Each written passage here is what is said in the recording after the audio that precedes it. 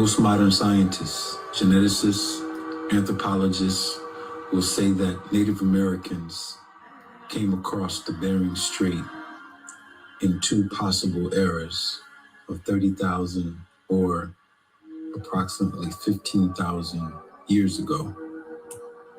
These populations were said to descend across the Bering Strait and come all the way down through North America and people the entire Americas to South America. Here we can see the ice from the Bering Strait in its alleged period of glaciation, which creates a corridor and a path to cross from Asia into North America.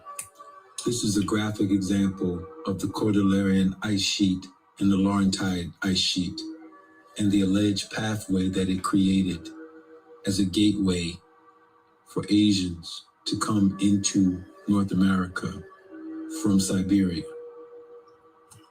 The place that is highlighted is a place in Montana that we will discuss later. This is a map showing population concentrations in North and South America.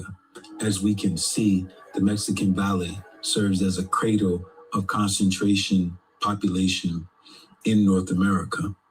This becomes important when we analyze how the Americas was peopled. This arrow shows the alleged progression of the Asians into North America. It is said that they were following the animals that they were hunting. But this map makes no sense because the population concentrations would center around where they would have the most resources. As we can see, it's far beneath the area that they have depicted that natives crossed to get here. So now we have to look at this theory and this thesis and attempt to try to make sense of it. The Beringia hypothesis makes several assumptions in its theory that make no sense. One being that Asians at that time, or any times particular to this period that we are discussing, had no access to the ability to use ships to cross oceans. The assumptions are that oceans were barriers that the Asians could not overcome. This theory also proposes that this population remained isolated for upwards of 15,000 to possible 30,000 years without interacting with any other people until the Columbus era. I will prove that this is impossible and a very, very false conclusion which unravels this entire theory. Here we have markers for the Clovis civilization, which is an axis that the entire thesis of the Beringia rests upon. These sites are marked sites of the archaeological alleged evidence of the dispersal of the natives across the Bering Strait down into North America, and the evidence of tools that they left from this alleged migration that is a part of this thesis. There are two components that are the bedrock of the evidence for this theory. 116 stone and bone artifacts found in association with the fragment remains of a 1 to 2 year old boy, all covered in red ochre. And in the early archaic component, a 6 to 8 year old body that was found that's dated to 8,600 years old. The Anwick boy was dated to 10,700 years old. These two are the bedrock of the evidence that is used to solidify the Beringia thesis. These finds were made after private construction was being carried out on a family's property. The family's name are the Anzics, and thus the Anzic 1 determination for the find of the 1 to 2 year old boy and the implements and tools that were found in this area. Here is a photo of the exact spot where the young boy was found after the dig and the stone implements that were found. These are some of the examples of the flint and stone tools that were found at this particular site. And we will notice that they are coated with red ochre. And as is shown in the museum that was created at the Anzac family house, here we see stone tools with a red ochre that was found all over the particular tools. The question is why? Here we see from a University of Missouri study that the oldest red ochre mines were found in Mexico. In a separate study, Paleo-Indian ochre mines were found in Quintana Roo in Mexico. The oldest site for the mines is in the exact same location of the centralized governing area and territory of the Xi, also known as the Olmecs and the Mayans. It is our position that the Beringia hypothesis is absolutely wrong.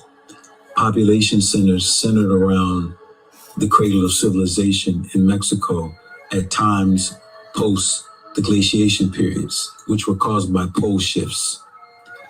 Once these cataclysms were over, we see the concentration of populations returning to those particular areas. The explanation for the red ochre systems coming out of Mexico and spreading up into upper North America shows that there was no diffusion of Native Americans in the Clovis culture from Beringia. The Aboriginals had always been here. The next question that one would ask is, well, what about the 1 to 2 year old Anzac boy and the other bodies and bones that were found from 9,000 to 10,000 years ago? First, we must understand that these are not bones. Bones do not last for 9,000 or 10,000 years. When bones are found and they are given these ancient dates, it's because of some type of fossilization that has occurred. Fossilization occurs when minerals pour into the area where there was a bone, and now that bone, that rock, is solidified in the shape and form of a skull or a femur or other body part. In order for fossilization to occur, there must have been a cataclysm. With no fossilization, we are being told that there are bones that are 9 or 10,000 years old.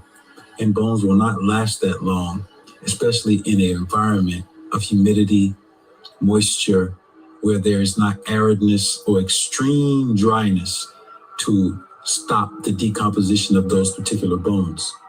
So now, this is when science and scientists are working for a model to keep a model alive that's dying by the evidence. The evidence is conclusive that the American Aborigines, the centers of civilization, and the places where most often you are finding the oldest people are being covered up. Intelligent scientists are beginning to agree that the most recent common ancestors are much closer than the ridiculous numbers that have been given by some geneticists, anthropologists, and historians. Modeling the recent common ancestry of all living humans. If a common ancestor of all living humans is defined as an individual who is a genealogical ancestor of all present-day people, the most recent common ancestor for a randomly mating population would have lived in a very recent past. These analyses suggest that the genealogies of all living humans overlap in a remarkable way in the recent past. In particular, the most recent common ancestor of all present-day humans lived just a few thousand years ago in these models. Moreover, among all individuals living more than just a few thousand years earlier than the most recent common ancestor, each present-day human has exactly the same set of genealogical ancestors. This paper helps us simply understand that a group of Native Americans being isolated for 15,000 years from the rest of the world and populating the American continent would not match population numbers that are consistent across the globe. We will analyze these and show why no Asians came here for 15,000 years and were isolated on the North and South American continent. Here we see population estimates starting at 10,000 BC. In one column, you have the lower end, and in the other column, you have the upper end. For example, in 10,000 BC, the lower end was 1 million and the upper end was 10 million. This population estimate also projects that there was a bottleneck at a particular time in human history. In our particular example, we want to use the year 1 AD with a low-end population of 170 million and an upper-end population of 400 million. We will select a year of a Native American from 900 AD and calculate the potential population for those people who were isolated during those time periods. The example here is just to show the impossibility of an isolated population on the North and South American continent. In our calculations, each generation is 25 years. In this particular model, the Native American would have 4 generations that are extending backwards.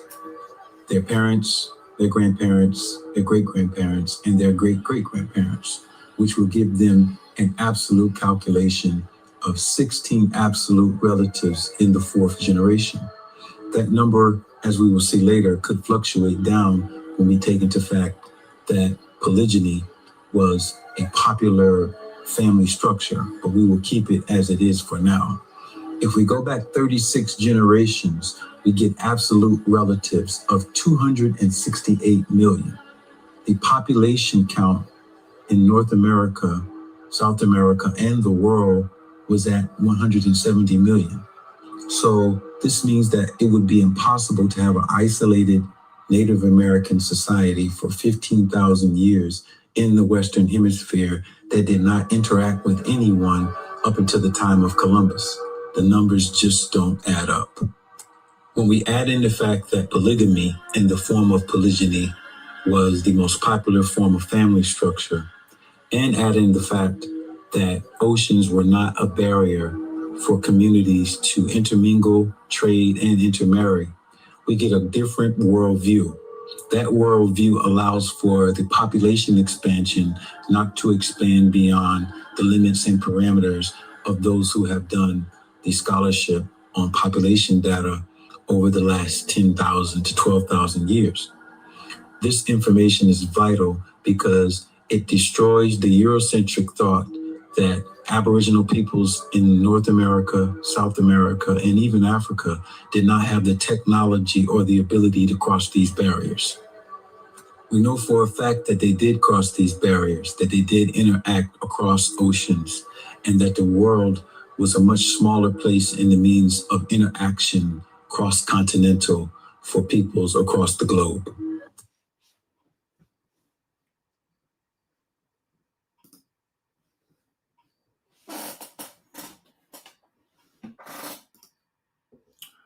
What's good, family? How y'all doing tonight?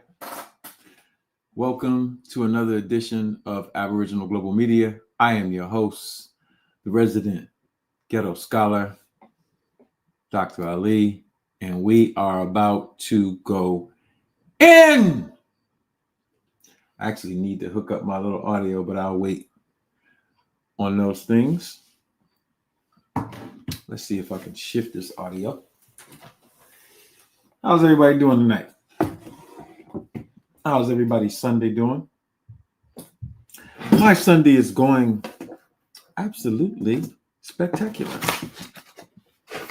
I'm glad y'all decided to come and have a nice little conversation with me. If something happens to this audio based on what I do right now, please let me know in the chat if you cannot hear me for any reason. And I'm only switching to the switchboard because it gives me more control over a few things. Let me see if I can hear myself. There we go. Yeah. Y'all should still be able to hear me. All right. When you come in, hit the like button. Got my head all jacked up. Hit the like button. Share this with your family. That long intro was a part of a series that I did. Okay. On Indigenous peoples. It's supposed to be 12 parts. I completed 3 parts. That was part 1. All of those videos are available on patreon.com/Dr. Ali. You can subscribe to the Patreon, and we give all types of cool stuff out to the family. I'm feeling super duper good because I'm in here. Hola, my chocolate, the cacao. Shout out to Abo She. Matter of fact, let me share the link because y'all just need to know about this. We got amazing things going on in the tribe. Shout out to all the amazing people in the tribe. Excellent in their entrepreneurial provisions to the tribe and to humanity. Aboshi cacao is the absolute best cacao that I have ever had. This cacao is made and processed in South America and brought to you and I. Shout out to Brother Kwahu, who has hooked the brother up. Man, we were out on the farm today just doing some work, clearing stuff, fixing stuff, and I hit me some cacao before I went, and I was just high. That's all I can say. The whole time I was just high. It was raining, and we were clearing the gate, some vines, and just cleaning up. And this right here is the best cacao on earth. If you like chocolate, if you like hot chocolate, if you drink coffee, which we're about to talk about, this is destroying your melanin.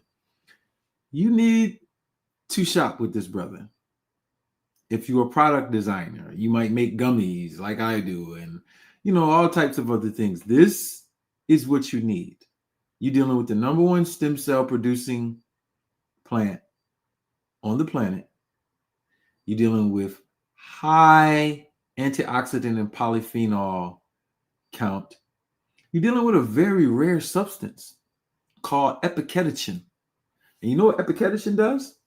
Epicatechin is an epigenetic trigger that helps you maintain and build lean muscle.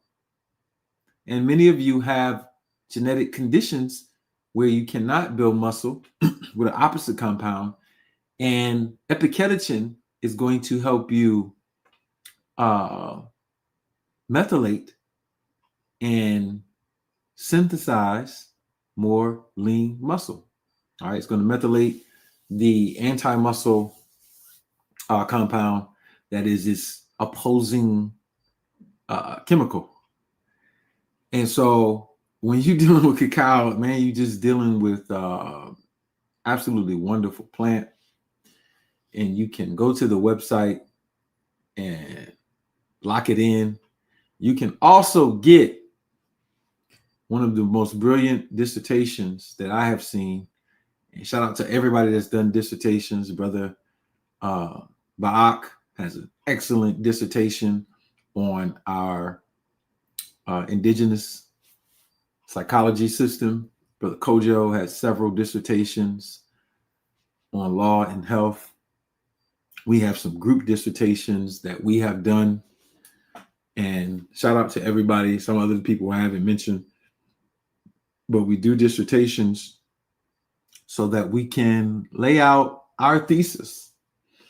And this dissertation not only lays out the history and the fact that we were growing cacao in Georgia, Florida, all Alabama, all throughout this area, but it also lays out the process and procedure to get this plant into the country through customs. And so we're dealing with the art, science, and strategy of employing a new economy. And it is my prediction Aboshi Cacao will be the number one cacao distributor on the earth. And that Kwahu is officially the indigenous Willy Wonka. Come on.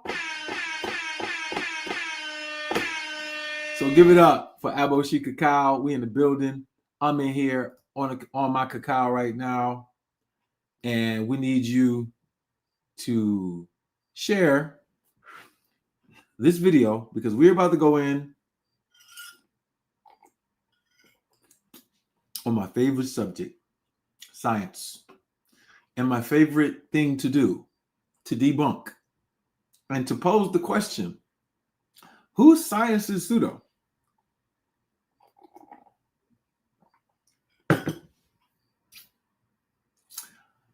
I just completed a dissertation, and I've been working on this for a while.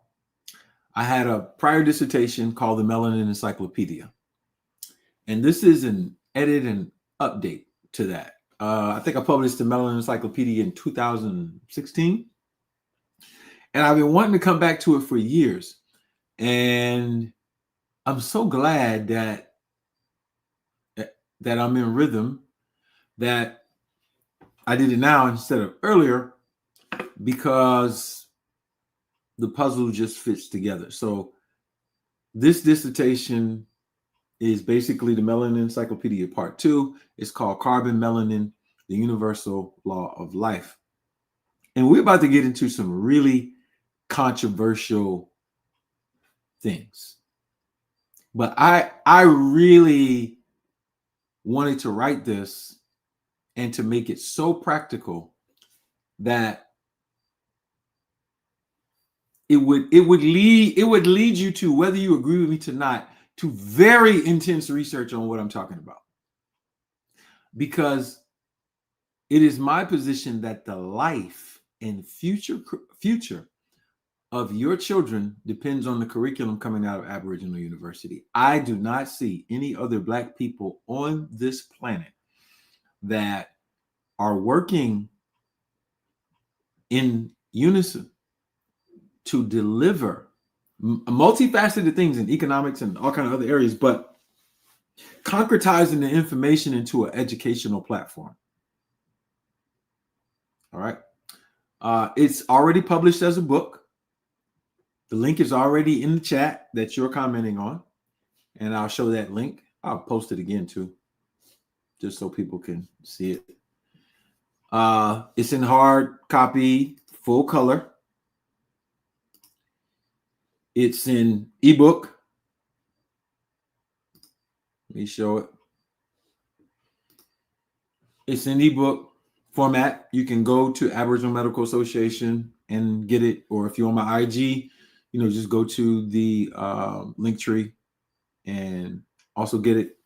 Any platform that you're on. If you're on X, I'm GodBodyOG. If you're on Instagram, I'm GodBody.OG. If you're on Facebook, it's my name. And yeah, we are all over. And as I was saying, the dissertation was really, the last part of it was really an edit and grammar check for things I've been writing on. And I got literally a lot of severe turbulence. Let's call it that. The last week and a half, I was like, it's some energy that does not want me to complete this. And I'm not spooky. I'm not saying like energy like it's just floating around or something like that. I'm talking about everything appears through something, events and people. And so when I saw that, I thought to myself, this is exactly what I'm writing about.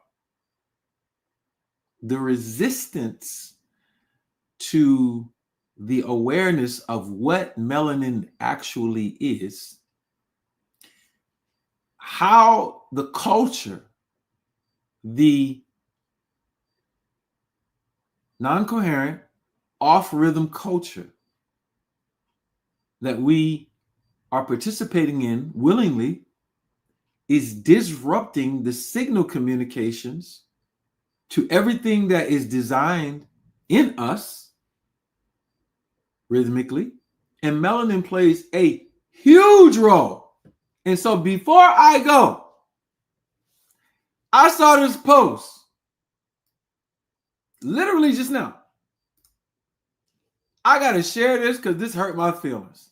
And this is the energy that I'm coming on tonight. My feelings don't get hurt easy, y'all. When I saw the matter of fact, I had posted stuff earlier today, and I was on Facebook looking for something else, and this popped up. And I keep thinking to myself, like, I'm getting a lot of energy coming my way in the form of event circumstances from people to try to step on what I want to talk about.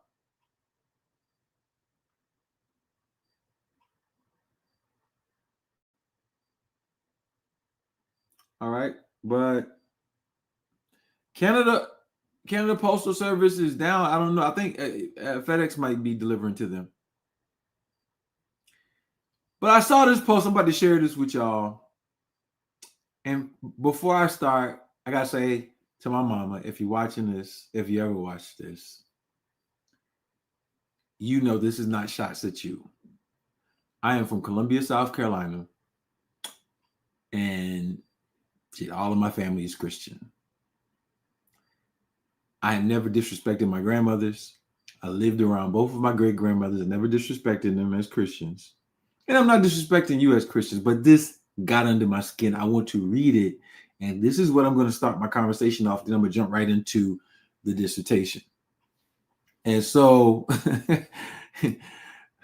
Christians beware.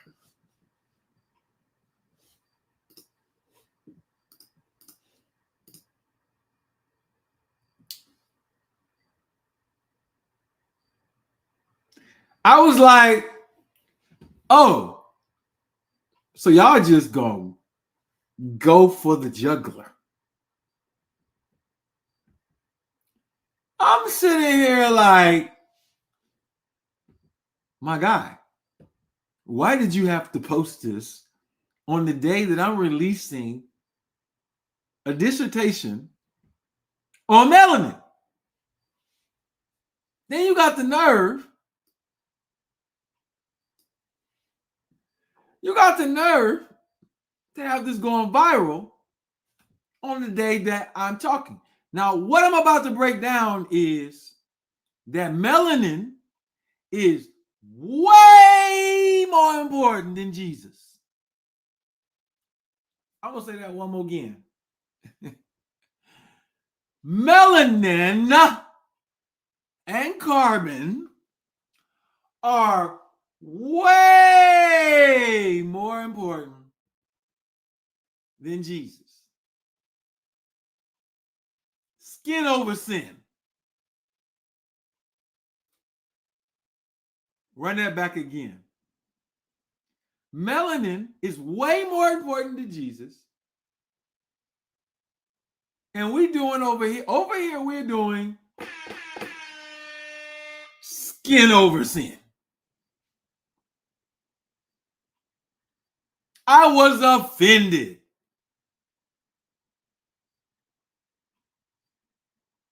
I was befuddled.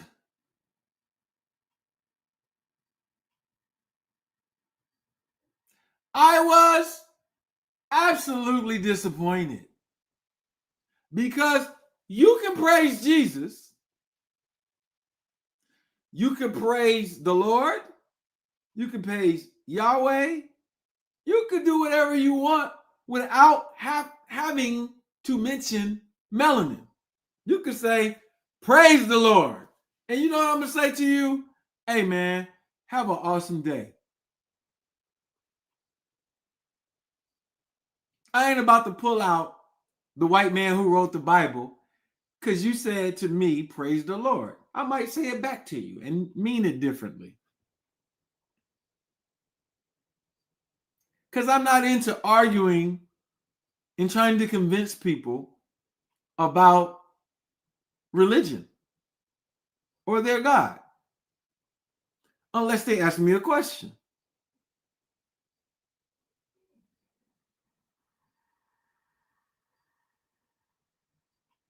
And so you comparing melanin to Jesus is you trying to step on melanin. You could have said, Trump is not your Messiah. You could have said, what do people like a lot? Social media is not your Messiah. You just had to go find the very thing that we got a lot of and try to step on it in the name of Jesus.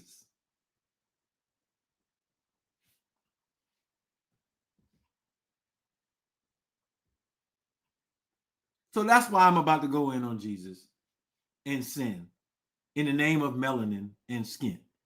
Now, melanin is way more important than Jesus. And that brown skin is way more powerful and real than what you call in sin.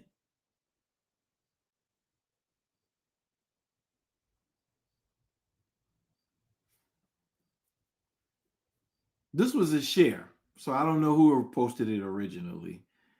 It was several shares. And I'm looking at it and I'm like, hey, I mean, I know you can trace it back, but it doesn't even matter. Like, what if a black person posted it? See, this is what I'm about to get into in the conversation, but scientifically. If a black person posted this or a white person posted this, we're using colloquial terms, it doesn't matter. It's the mind. It is the mind. The mind is bleached.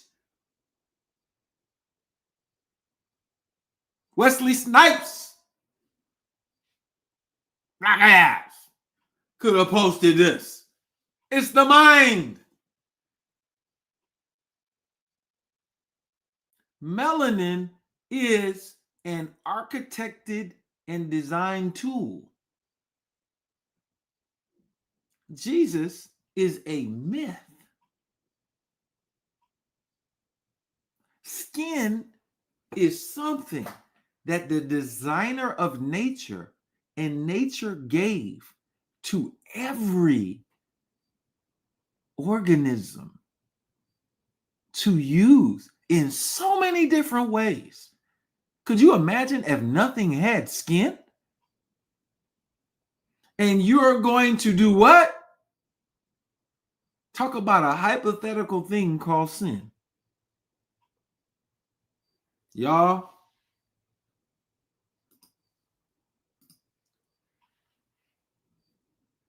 know I'm about to get these folks. Now, let's deal with some science. Where's Jesus? I wrote a book called, do I have it in here? I might have it. If I don't have it, it's okay. I wrote a book called The White Man Who Wrote the Bible. In that book, I prove with the most empirical primary documentary information that there is absolutely no way that anybody named Jesus could have existed. There is absolutely no evidence. I don't care what you have read. Until you read The White Man Who Wrote the Bible, you have not seen primary source documentation on what I am saying. I am not asking you to believe me. I am just saying you're not ready. There is nobody alive on earth today that is going to pull anything out in regards to documentation and lead you to that. I can start with your calendar and the fact that you think it's 2025 and that you think this calendar has been going for 2025 years shows you're missing something. And since the calendar is orchestrated around Jesus's birth year, you have BC, before the Common Era, which used to be before Christ, and then AD, Anno Domini, the year of our Lord. Do you know when that calendar was invented?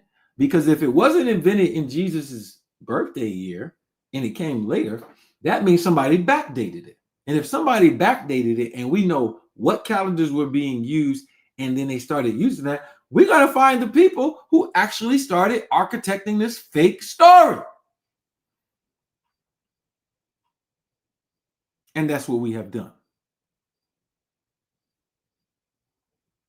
And in doing that, we found out all the information we need to know that Jesus does not exist. However, what we do know about melanin is that you have 6 different types of melanin, and it spreads itself from microbes, plants, fungi, animals, humans.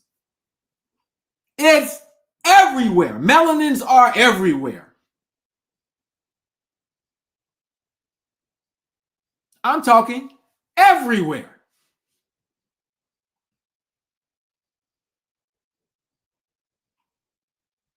And so since they're everywhere, and those people believe in God, and they believe that God created the universe and the earth, go to the Bible and find out why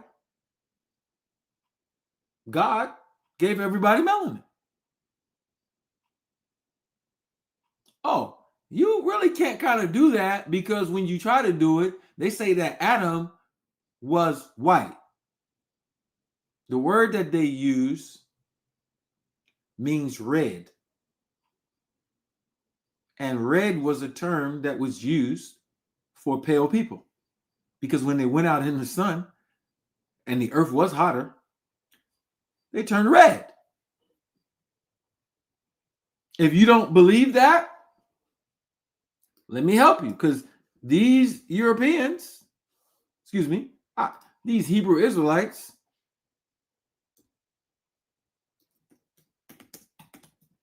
said that Esau was red.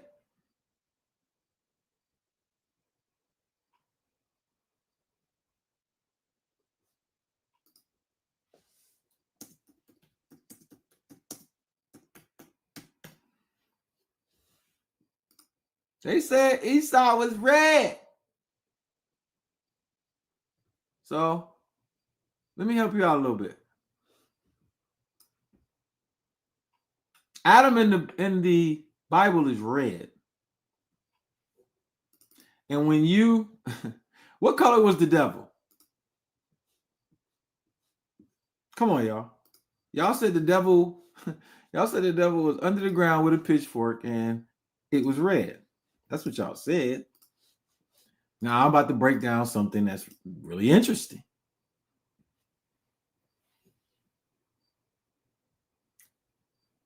When you go to the Talmud,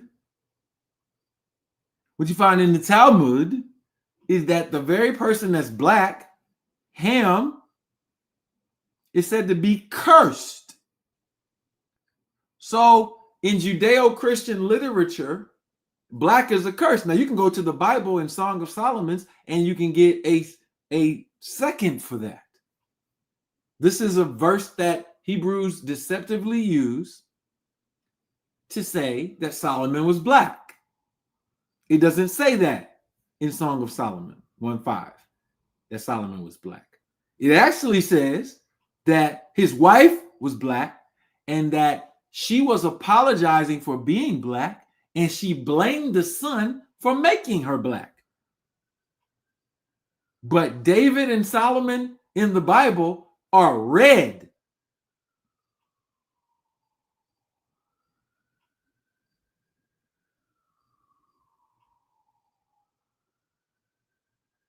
And so this is what happens to white people when they are in the sun. Now, gotta think about this. To be this color is to be the same color of the myth that people made up that said the devil was red. Not only that, but now red is associated with a pigment that's not eumelanin, that is like it is because of sulfur. And what the sulfur does is it shuttles out concentrations of carbon. And by shuttling out concentrations of carbon, I'm going to tell you atomically and molecularly what happens that nobody is telling you.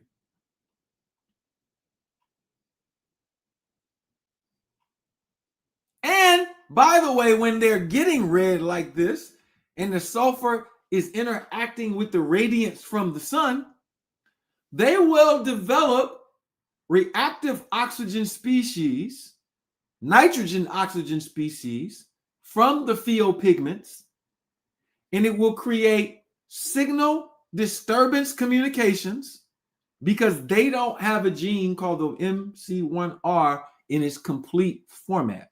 It is mutated or deleterious, either one. We have it. And so now we have this complex issue going on. The prophets in the Bible match the color of the devil, and they have a skin type that mutates in the sun.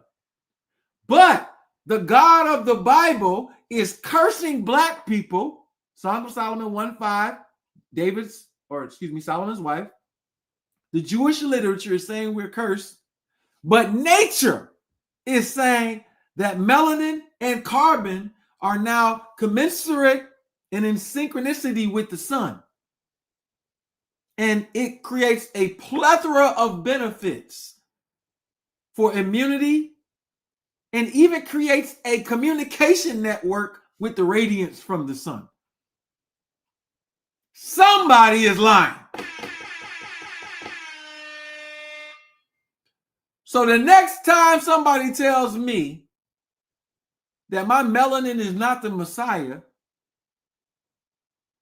and Jesus is, I'm going to tell them the God of the Bible is the devil, Jesus is the devil, Jesus, Solomon, David, all the same color as Esau, and y'all all just talking yourself into this crazy circle of absolute foolishness. This means that God in the Bible made red, sulfur-bearing people superior, made dark-skinned people apologize, and you are wondering why the people who are feeding from that thought, remember what I told you thought was? Thought does not occur in the brain. The brain is an agent. The brain is effect. We're about to get into this. So if somebody can disturb your thought, they're really hacking you. And it's not a hex because the most important atom of all time is in a hexagonal formation. So to hex someone is to bless them. What are we talking about here? We're talking about the mass confusion about melanin and somebody throwing up a Jesus post and saying Jesus and sin is more important than melanin and skin. And I'm just sitting here trying to understand, what if you really knew how absolutely stupid you were? Like, what if that person just some kind of way slid into the perception of, damn, I spend my time sharing information that is the absolute dumbest shit ever to be uttered from the mouth of a person. Just imagine if they came to that. Imagine if you had to deal with your thought and realizing how fucking stupid you were. You'd probably be temporarily disappointed in yourself, and I hope that you would go and move on. But what I'm trying to say is what I just said. Yeah, they're going through it. They are going through it, man. It's freaking hot in this motherfucker. Excuse me, children. No one should look like this after they go into the sun. This is why you need a science class with Aboriginal University and your dearly beloved ghetto scholar, because I'm going to explain to you why white people have the color of the devil on the beach in the sun, where everything else is growing and having a good time. The whales have melanin. The fish got melanin. Even the goddamn crabs got melanin, blue and red, polymers. Everything out there on the beach is chilling and got some melanin. God damn it, the oysters and the shells got some melanin. And they coming out here pulling up, looking like Shaitan 101. I need y'all to understand, I do not dislike white people. I am a scientist analyzing in my classroom the universe. But you have never heard scientists talk like this because scientists have to be quiet about the truth. I don't. I actually want to help y'all not be red on the beach. It looks like it stings and hurts. This is not me mocking. I am not saying anything technically wrong. It is a scientific fact, YouTube, that if you try to take my video down, that this is being caused by a sulfur-based phenolpigment. The research is all over the planet. And when it comes into contact with the sun, it produces reactive oxygen species, free radicals, nitrogen oxygen species, free radicals, and you have nothing to protect yourself. When I go on the beach, this cannot happen to me. Like, it literally cannot happen. I'm just going to get darker. My refractive index is going to increase, and you have to understand why my refractive index is increased. It's increasing because of something in my body. Now, if I ate pork, cheese, high ammonia foods, high nitrogen foods, even though I'm dark brown, could also get skin burn because now I'm introducing compounds into my body that actually do not mesh well with the concentrations of carbon and melanin.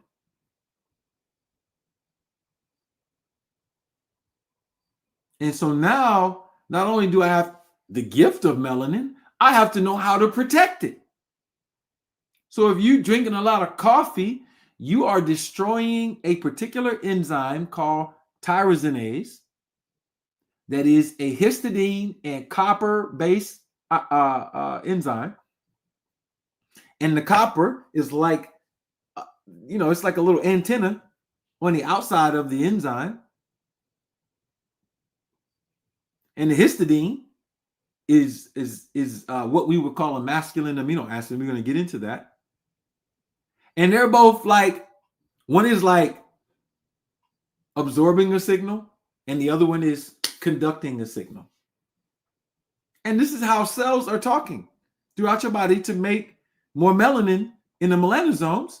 But if you're drinking coffee every day, you are destroying the tyrosinase enzyme. Yes. To the fruitarians, if you eat some mulberries every day, if you eat cranberries every day, you're also destroying it. You see, food science is not keto, plant-based, whatever, raw food. Those people are not studying, and this is why you need Aboriginal University, because you could be around here eating cranberries and you're eating against your body. And you thinking, well, cranberries is a fruit? Shit, I'm a fruitarian.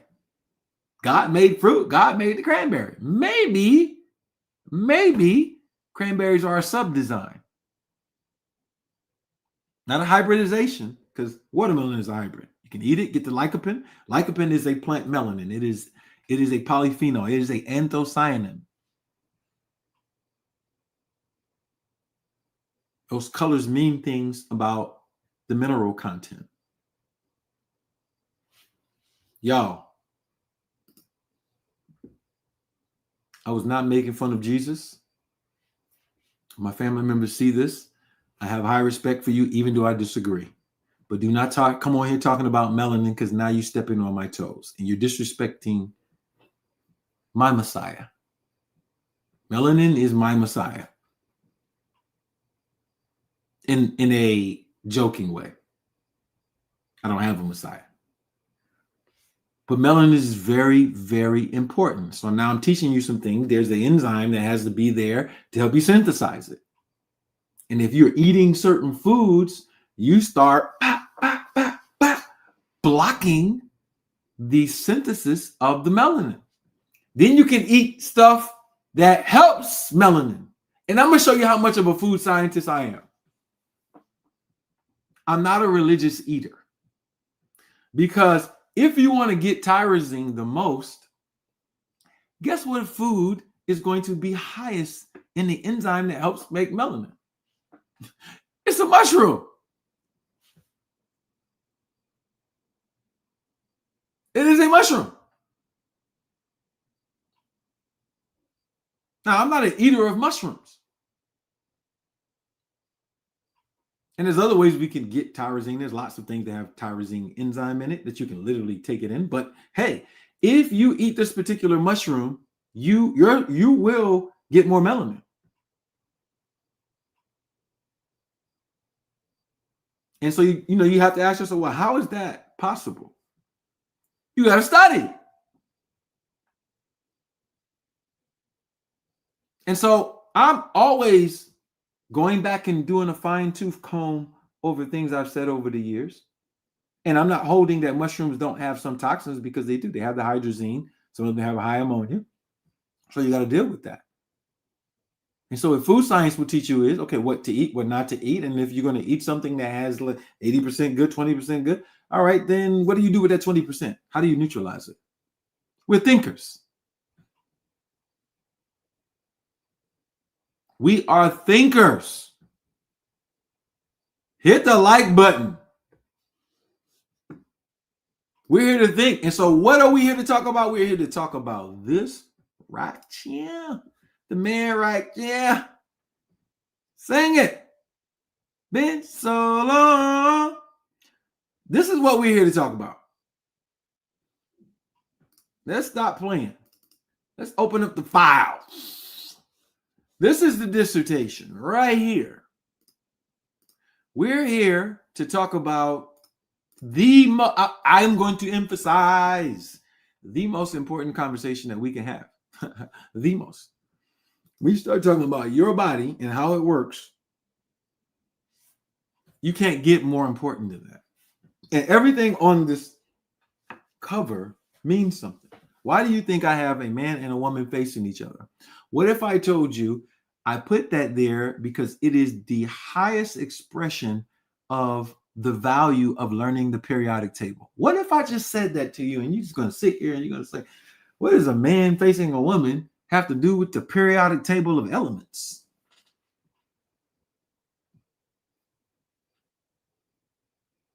What does it have to do with it? What I have to say to you will make sense. You don't know what a man or woman is in nature. And if you learn what a man and woman is in nature, what do I mean in nature? I mean, when you're defining something, it has a meaning. There's some meanings that can't change. You can never change the meaning of man and woman successfully without violating the electricity that is all around you, the magnetism that's all. You don't know that the curriculum goes that deep because you're taught to think that melanin and skin is lower than Jesus and sin. That use of thought is dangerous. The mind is a terrible thing to waste. We say that all the time. This chocolate cacao right here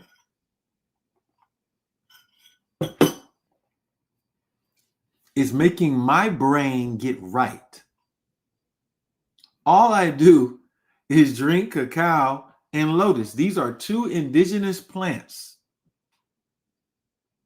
And because, listen, I understand food science. Food is not what you think it is. I'm literally epigenetically tapping into memory of the people who cultivated this, and the thoughts, the feelings, the flow of them, if I am connected to them linearly, will come through me. Y'all want to play in this universe for real? Like, I be playing in this universe. I don't know what y'all doing. Y'all over here mad that the Cowboys lost. Like, for real, like your feelings is hurt. Meanwhile, you could be over here tapping into, y'all be talking about ancestors all the time. You could be tapping into memories that's 50,000, 10,000, 100,000, 3,000, 500 years ago, and proving it by what you do, what you build, what you invent, what you write, what you think. That's fun. Like, that's real fun. I'm about to show you that this is happening.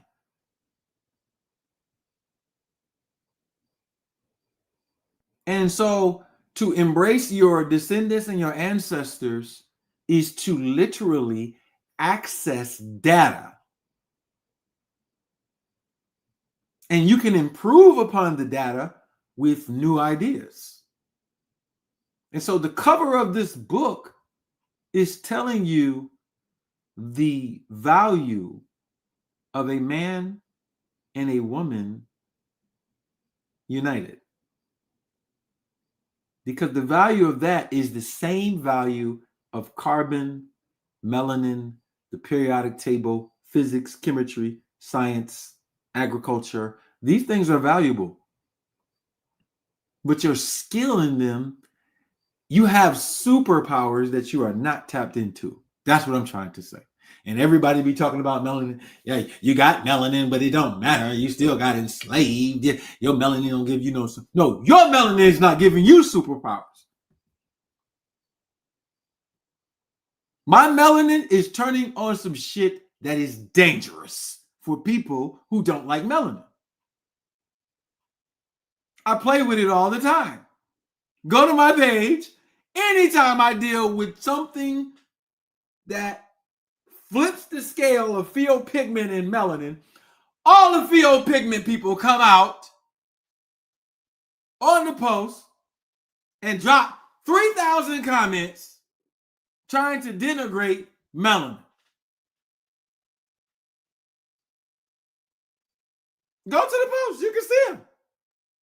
Why are they doing that? I could literally be on there saying Aristotle was a dark-skinned Punic Phoenician or one of their colonies. Here is the pale picture. Here is the black. They're coming from everywhere. Oh, no. And it's because they disagree, right? But how they disagree. I didn't disrespect the white person. I just said, hey, man, this is the fake one and this is the real one. And then if you came with scholarship, you could say, well, no, I went back to the original Ionian text. And here is a facsimile of the contemporary Ionian scripts. And here is Aristotle right here. And this is, yeah, you could do that. That's what mature people are going to do. Bro, they coming with memes. They actually be kind of funny sometimes. Because I don't take it personal, because I am doing a diagnostic. Y'all say we live in a post-racial world. The gross. You see, you don't know what racism is. You think racism is people don't like each other because of how people look. Oh, no. No. This is quantum. They got some healing to do. And so do we. But the assessment is off. Think about this. Why not just tell the truth? Like, if pheomelanin is a signal disruptor, it creates genetic or genome instability. in your very rare articles, if you're saying that in your very rare articles, if you're saying that, why not just come and do like series on, like, we need to help people who have pigment. Oh, you can't do that because you've architected a pseudo perception in a world, which means you have arrested somebody's thought. And by arresting somebody's thought, you really have them subdued. And if the people who have the melanin don't change the group resonance, they are by default accepting an inferiority complex. Then they keep complaining about it. Imagine that. Imagine that. So you mean to tell me we're creating our own defeat through permissions? And we're not intelligent enough to come together, but bees, ants, dolphins can come together and problem solve?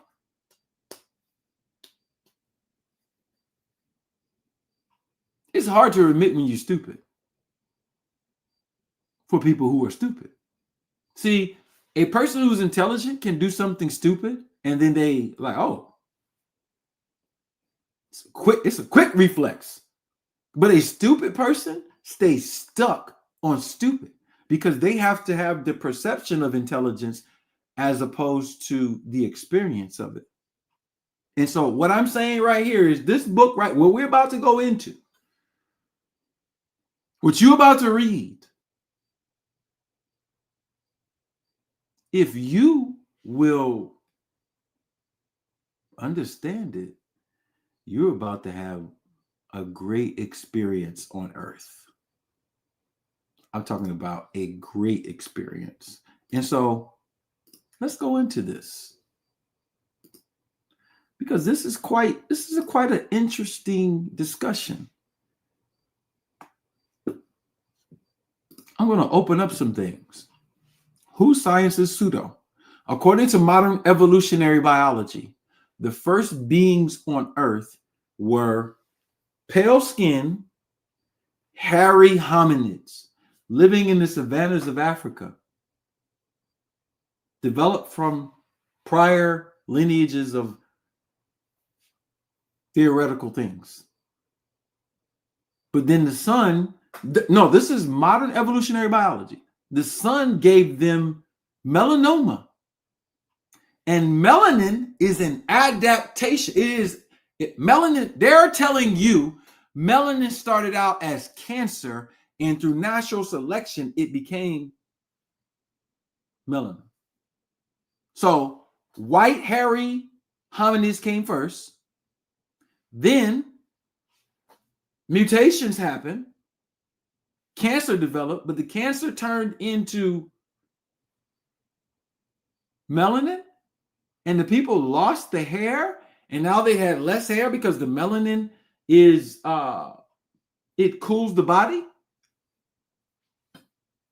At the top academic universities on planet Earth, that is what you have to accept. It is absolutely insane to accept that, and I'm about to tell you why. First of all, when humans get hairy, we have to look at that and say, why is the body telling you to grow more hair? We have eccrine glands and apocrine glands. Now, this is biology. I'm warming you up to get to the book. Eccrine glands are for sweat. Apocrine glands are for hair. If you look at me, I have apocrine glands. At the base of them are fatty tissues. You have keratin, and a dark keratin has concentrations of carbon inside melanosomes. The eccrine is the sweat glands. So if it gets hot, my body releases water to cool me off. When you get excessive hair, why are you getting excessive hair? Hair is a pheromone organ. There are molecular odorants being released from the hair that deal with fitness in the form of reproduction. And they are communication signals that we should be mating, because nature wants you to be fruitful and multiply. to stay here. That's a law in nature, reproduction. And so the body is designed for that to happen, for you to have attraction to someone's pheromones. And that attraction goes away when you perming, pressing, chemicalizing, parabens. You're doing all that. You are making yourself subconsciously not sexually attracted to the opposite sex. And males who are balding, you are losing your pheromonic strength through stress. And so, how would a being with pink skin and weak pheromones, which is low fitness, be the basis of evolutionary biology? When the dark skinned, mostly hairless being has stronger pheromones, a better interaction with its environment, a better immune system. Are you following me? This is just the beginning. This conversation, like, I can have this conversation outside of this arena, in a very academic arena. Just like I had the conversation about the Bible. You take me into a theological circle and I'm going to be like, wait a minute. What are you talking about? And so now we got to take evolutionary biology and shake it up and say, man, if this is the dominating thought for scientists on the planet, scientists are now being misguided, put inside of a box, put in front of us as authorities, create group resonance with their misinformation, and now the populace is stupid. And at the bedrock of it is a social thing called racism, but there's a deeper psychosis that's well rooted in the actual physical structure of the beings who are upset with other people who have higher concentrations of carbon and melanin. Then you have people who have the melanin, who are drinking coffee and all types of culture because they don't have the scientists present to teach them how to preserve this thing. So now they're hacking their melanin. And since melanin is literally connected to the sun, connected to your immune system, it's connected to so many things. You're hacking those systems to your detriment. Your children are not learning this. And so I have a whole section in the book about the dangers of admixture between Neanderthals and Homo sapiens.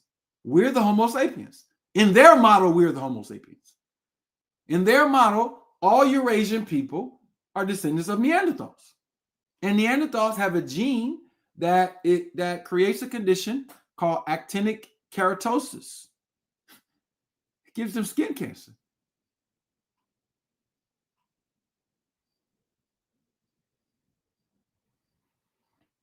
Homo sapiens over here in America and Africa chilling. Neanderthals literally are dying off, going extinct because they don't have high fitness, the ability to reproduce. We talked about where reproduction started at. Reproduction, I can't say it started there, but I'll use their thesis. You have crystal nucleation. Crystals reproduce. There's a symmetry. The ability to have high reproduction requires superior structure and a structure commensurate with interacting with light.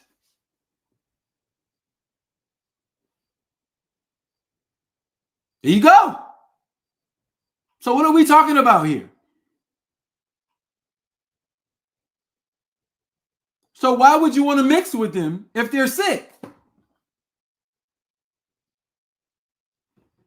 Like, would you go?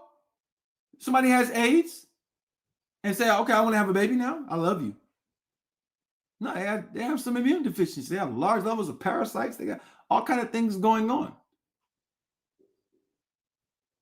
But if the disease is marketed as something valuable, that means the people subjected to the marketing are stupid. Hit the like button, man. Get folks up in here. Do you understand how important it is for your children? I just need you to understand, because we're talking about fitness now. Your children are not going to survive without this information. You're doing that. Maybe you don't even care, which is good, because that's a bottleneck starting. And what a bottleneck is people who don't care and they don't share. And because they don't care and they don't share, I'm talking about action. You can say you love your children and your children are dysfunctional. That means you're dysfunctional.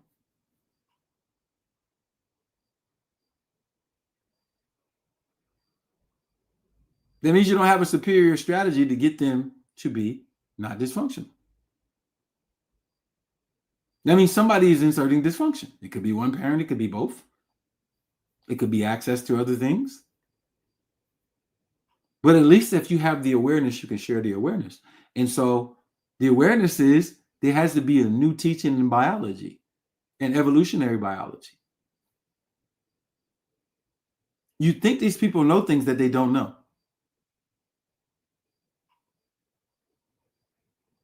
Like what an atom looks like. When did they figure out what an atom looks like? They were talking about atoms before they saw it. I'm going to say that again. At the time of Albert Einstein, nobody had seen an atom.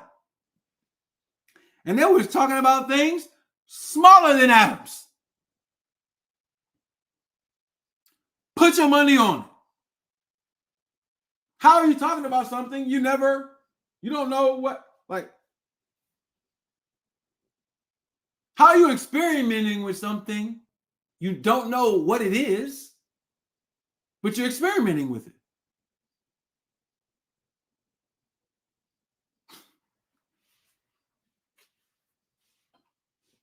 I mean, if I'm wrong, put it in the chat.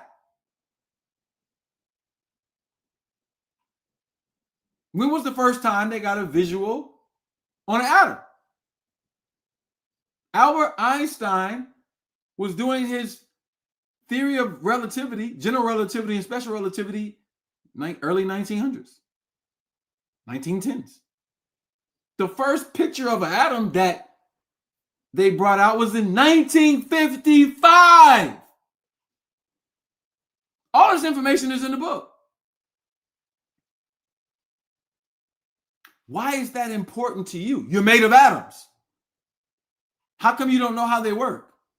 Did you know every dysfunctional thought that you have, every atom attenuates to it?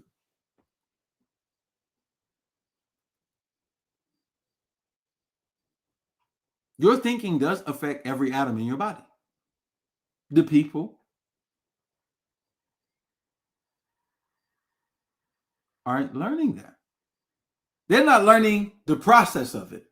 There's a process by which that can be measured.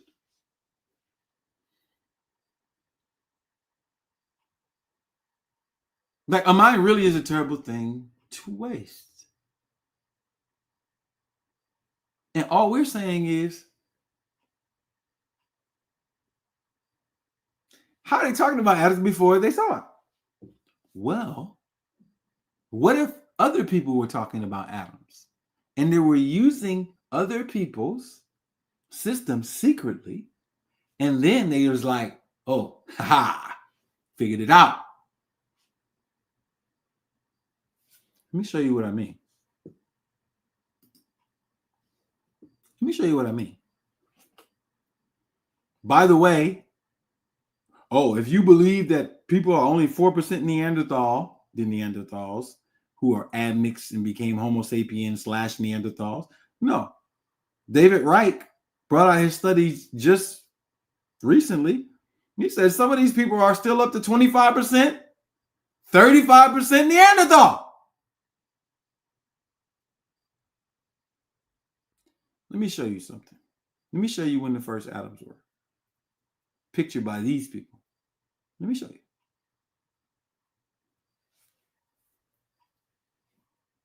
This is a field ion microscope, 1955. First time a photo DuPont of an atom was produced. First time right here. I need you to look at this because you're about to learn something very valuable.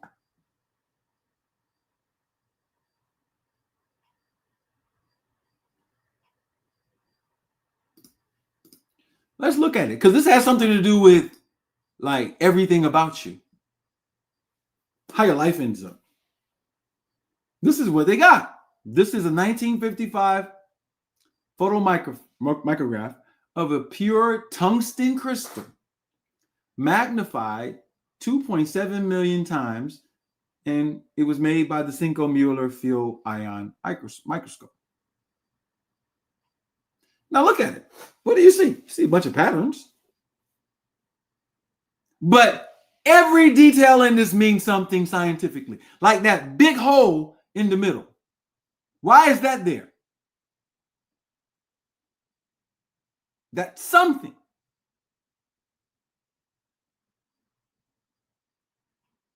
You use tungsten. You know where you use tungsten at? In light bulbs.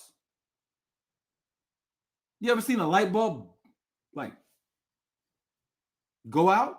Or you ever seen the black film on the inside of a light bulb? What is that? And why are we calling it a light bulb? Because I don't think it's a light bulb.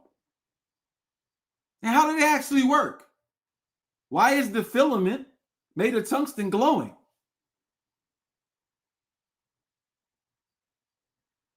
If I can explain everything that I'm talking about just with a light bulb and let you run experiments, I can prove there's no such things as protons and electrons.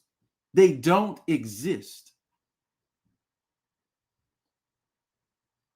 It is bad math. I'm about to prove it.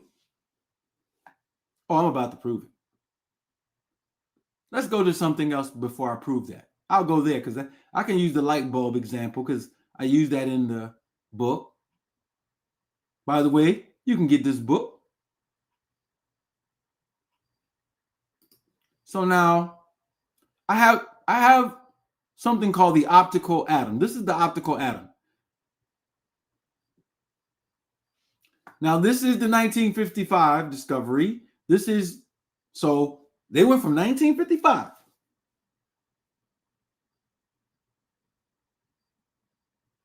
57 years later.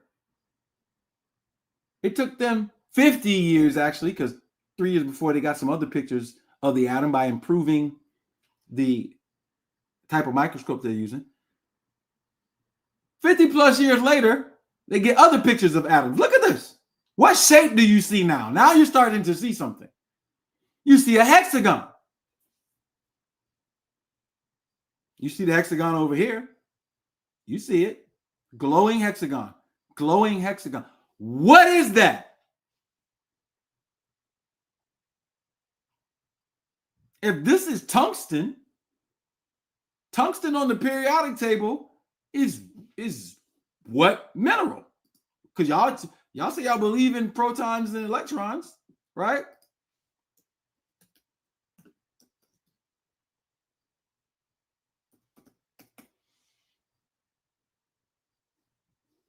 Let me open up my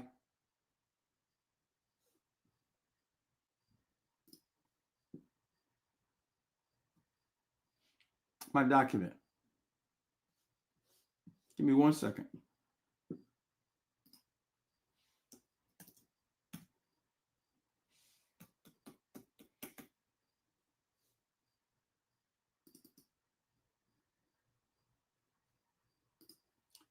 So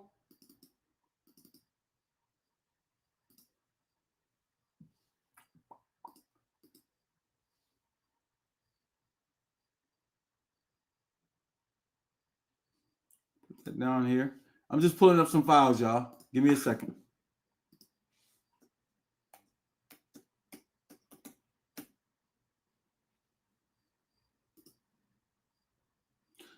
All right, so tungsten is the 74th This is deep. Tungsten is the 74th atom on the periodic table. It's often used in filaments, right? But I have a question for you. If tungsten is the 74th atom, shouldn't there be 74 protons?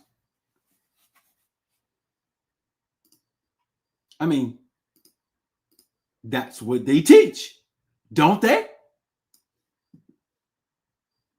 So if it's not, I got another question. Hold on. I'm losing all my, I don't even see y'all again. Let me pull my stuff up. Let me pull my stuff up.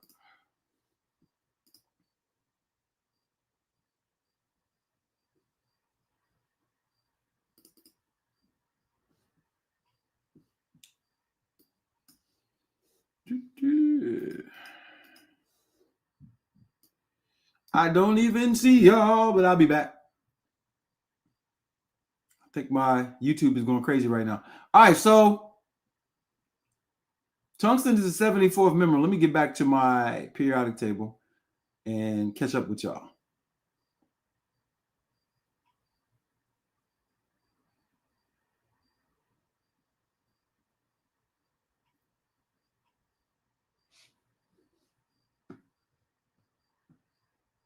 So we showed the picture of tungsten, right? Let's go back to it. Like, where is the 74 protons? Where they at? Here we go again. Everything is in a hexagonal shape. Why? Why are official lab? You can back this up. You can search this right now. Why do they look like this in hexagonal shape? I'm going to tell you. What is this right here? This is the Temple of Abydos. This is called the Flower of Life. What you're seeing here is atomic real. This is real atomic structure right here. This right here is what atoms actually look like. When they got under a microscope just recently, shit, y'all grandmothers and parents were alive when they were doing this. And here it goes again. This is the same structure. So now I have a question for you. How in the hell did somebody at the Temple of Abydos know this? And it took building microscopes that are super advanced to see the same damn thing. Why is this hexagonal shape all over America, all over Africa, all over, like black people made all these? They're secrets. And you about to get it back. And so what you're looking at here is what I call the optical atom. The atom and everything in creation is about optics. Like camera optics, camera, light, optics.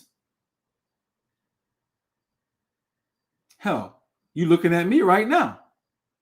I am just an electrical signal that has been reduced into a server and information is being transferred in order for it to get to you. But when it's unpacked, it's me. How do you take the geometry of my room, fold it up into electricity, transduce it through semiconductors and transistors? Because if you look at the computer board, where am I inside of there?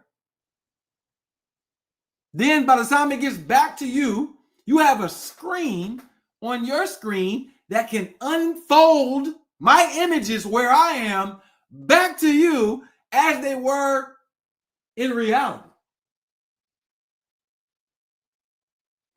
I need you to understand, like I said in the last lecture, we're already using light technology. It's not spooky, it's just tech. The people are spooky. If you look at a TV and you see a couple running on the beach, you obviously know that you're looking at a screen and it has a pixelization. They're using 16.7 million pixels on the average smart TV to give you the image. The light is literally waving and blinking. It's not moving. It is literally blinking optically to you at such a fast rate through what's called quantum dot technology. This is your TV. Blinking. Like the images aren't moving. They're blinking. I'm telling you that you are doing the same thing right now. You and me, when you're looking at somebody else, they're blinking at such a high rate of speed. But it's not on a 2D screen. It is in a 5D world. And there is something causing it. And these people, thousands of years ago, knew exactly what it was. And these people just found out. You are more impressed with a recent weak discovery than civilizations built on cultures on this information. You're more impressed. That's why you're drinking coffee in the morning. Who in the ancient She civilizations or the ancient Egyptian civilizations was drinking the coffee you drink? They weren't that stupid. I'm telling you, the atom has been known and the real atom was known. I'm telling you, a mind is a terrible thing to waste. I'm telling you that you have to claim back your legacy. So when you see Aboshi, when you see YG Farms, when you see Aboriginal Medical Association, our people have no idea what we're doing. Hell, some of you in Arna don't know what the hell we're actually doing. You think you know. Your behavior does not show that you know. Because if you actually knew, you would be walking very carefully. What I'm saying to you is the technology right now proves the ancient technology, and it proves what you are. It proves what you are. So when you say a knowledge of self, I know you just playing. You just being, you being cute. Because what you are looking at is the optical atom, and the atom is optical, and the periodic table describes the entire optical story. But the periodic table is boring as hell to your children. They go through chemistry class, they don't learn nothing about themselves, and smacked up there on the periodic table is this big ass question of carbon that is the basis of really understanding it. They got the carbon flowing through their body more than anybody on earth, and the subject is boring. Because your mama's stupid, your daddy's stupid, your people's stupid, and we're following stupid people. And we think intelligence is in sulfur skin that gets burned by the sun. And you got to be the dumbest in earth because this information has been out. I'm not the first person to talk about sulfur and pheomelanin, and like this has been out.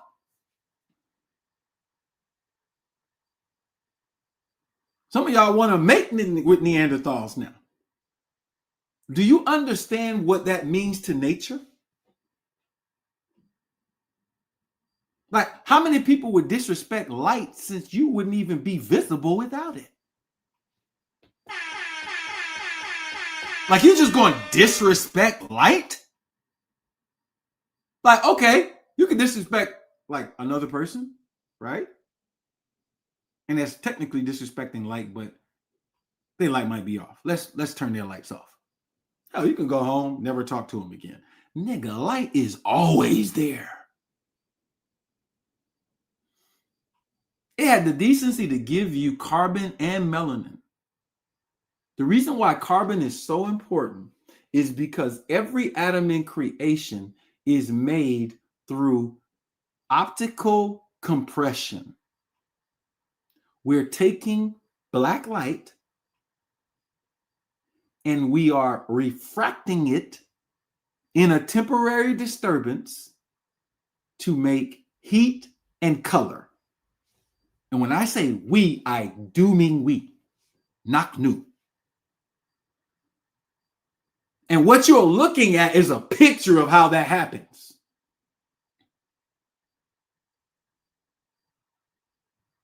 You're looking at a picture of how it happens. The mind, the light, the black cold light can create. It's the first artist. This is not new information in indigenous civilizations. At the basis of all physics is the whole question of light and the speed of light. And y'all think that this conversation is meaningless? Meanwhile, you are designed to go out into light, the sun. You're designed to interact with it. So you're looking at carbon, and carbon deals with compression. And carbon is the perfect compression, the perfect density. It is what gravity actually is. And so now when you're looking at a carbon atom, what you're looking at is a progression into making the perfect sphere. The most dense substance on Earth is called lonsdaleite. It's denser than diamonds, and it's made of a hexagonal carbon.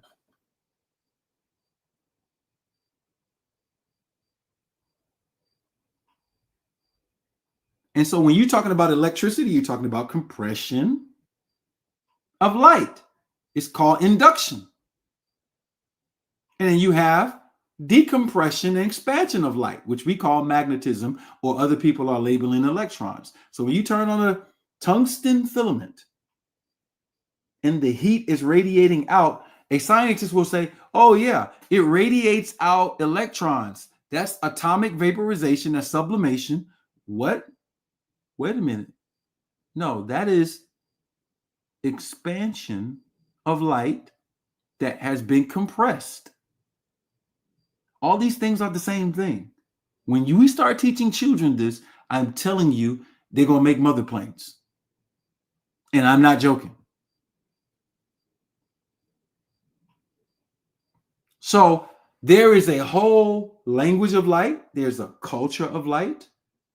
There is a law system. Just like you got a constitution, you got stop signs. You got, if I touch that, I'll burn. Light has this whole statutory system. And you could be up here violating all types of it.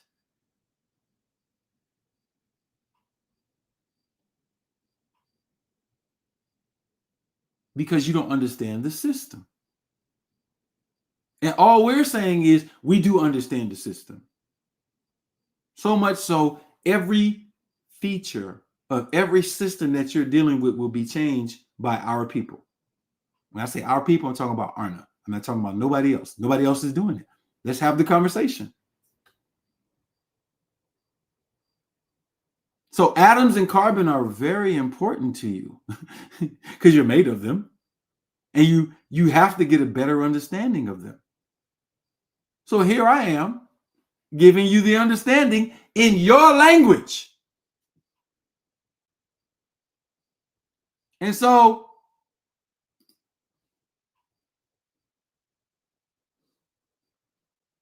let me help you out so I can put it in another language.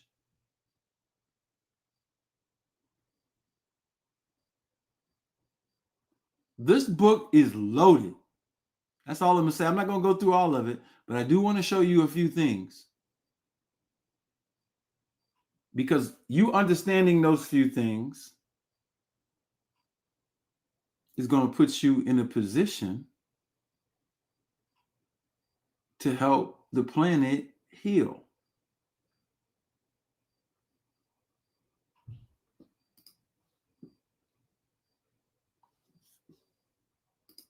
Your melanin is super important.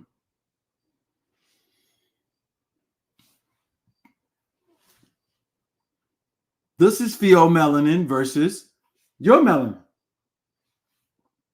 This is carbon concentrations and proper melanin synthesis versus improper synthesis.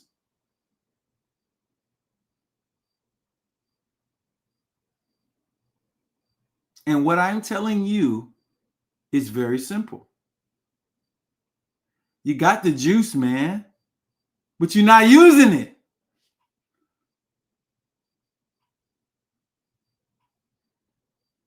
You're not using it.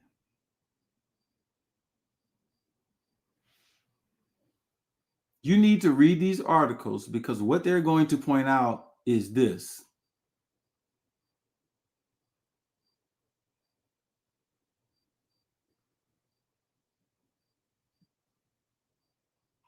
Expression of loss of function, MCR1, disrupts the signaling of the agonist bound receptor, thereby inhibiting the synthesis of eumelanin.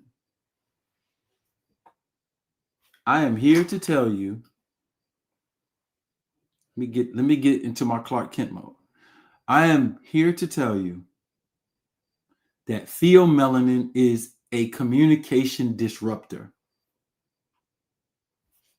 Whenever you see it being synthesized, it is a communication disruptor. It increases the generation of reactive oxygen species and nitrogen oxygen species, and allows for increased UV-induced DNA damage. It creates genetic instability. Now, let me jump to another subject because I got to deal with this.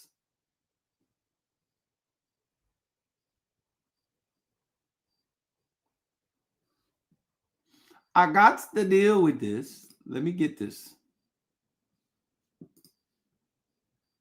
I don't want to show everything, but I want to show a few things.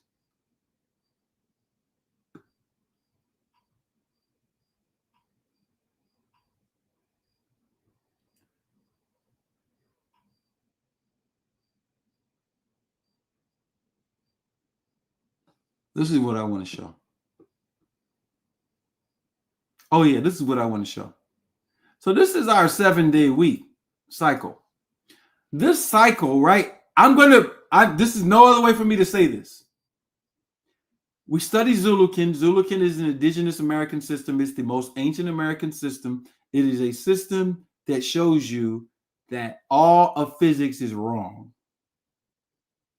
In physics, time is linear, and the speed of light is the causation that locks you into time, where you have a past, a present, and a future. What we're saying is our system, Zulukin, teaches you that time is a tool and it's not linear. It's not even circular. Time, if I could best express it, would be hexagonal, just like carbon. If you write out a hexagon, you're going to not get 360 degrees, you're going to get 720. And 720 degrees in atomic science represents something called a spinor. I'm not going to get into that now, it's in the book. But regardless of that, what I'm showing you is Zulukin reading of a week. You see Mercury, Venus, Mars, something called a fulcrum, Saturn, Uranus, Neptune. The Babylonians did not make the 7-day week. Babylon was a neighborhood in Cairo. There was no ancient Babylon in the Tigris and Euphrates. That's fake. The 7-day week was made by American Aboriginals. And it was made a 7-day week because it matched all the way down to the atomic science. This is page 120. I'm showing you that fulcrum right there because this is what it actually is. And this might sound crazy right now, but this is the type of stuff in the thesis of this book that will get you to understand that life is levels.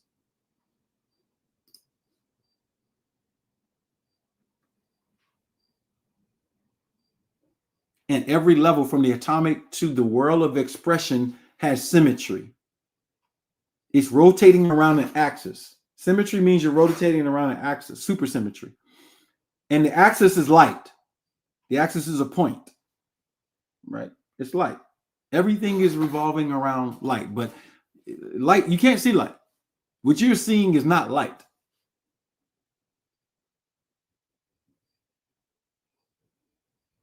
All right?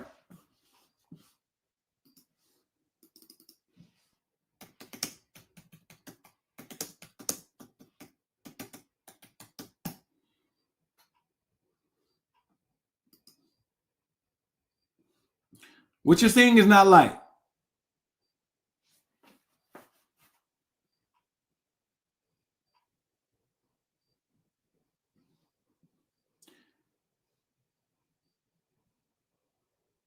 I'm trying to pull up my other stuff.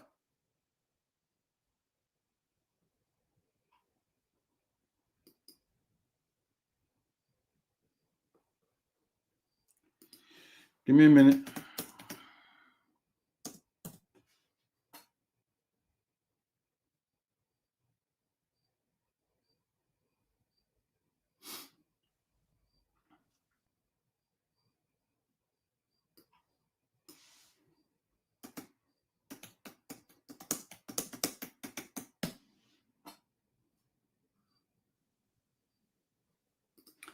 Ooh.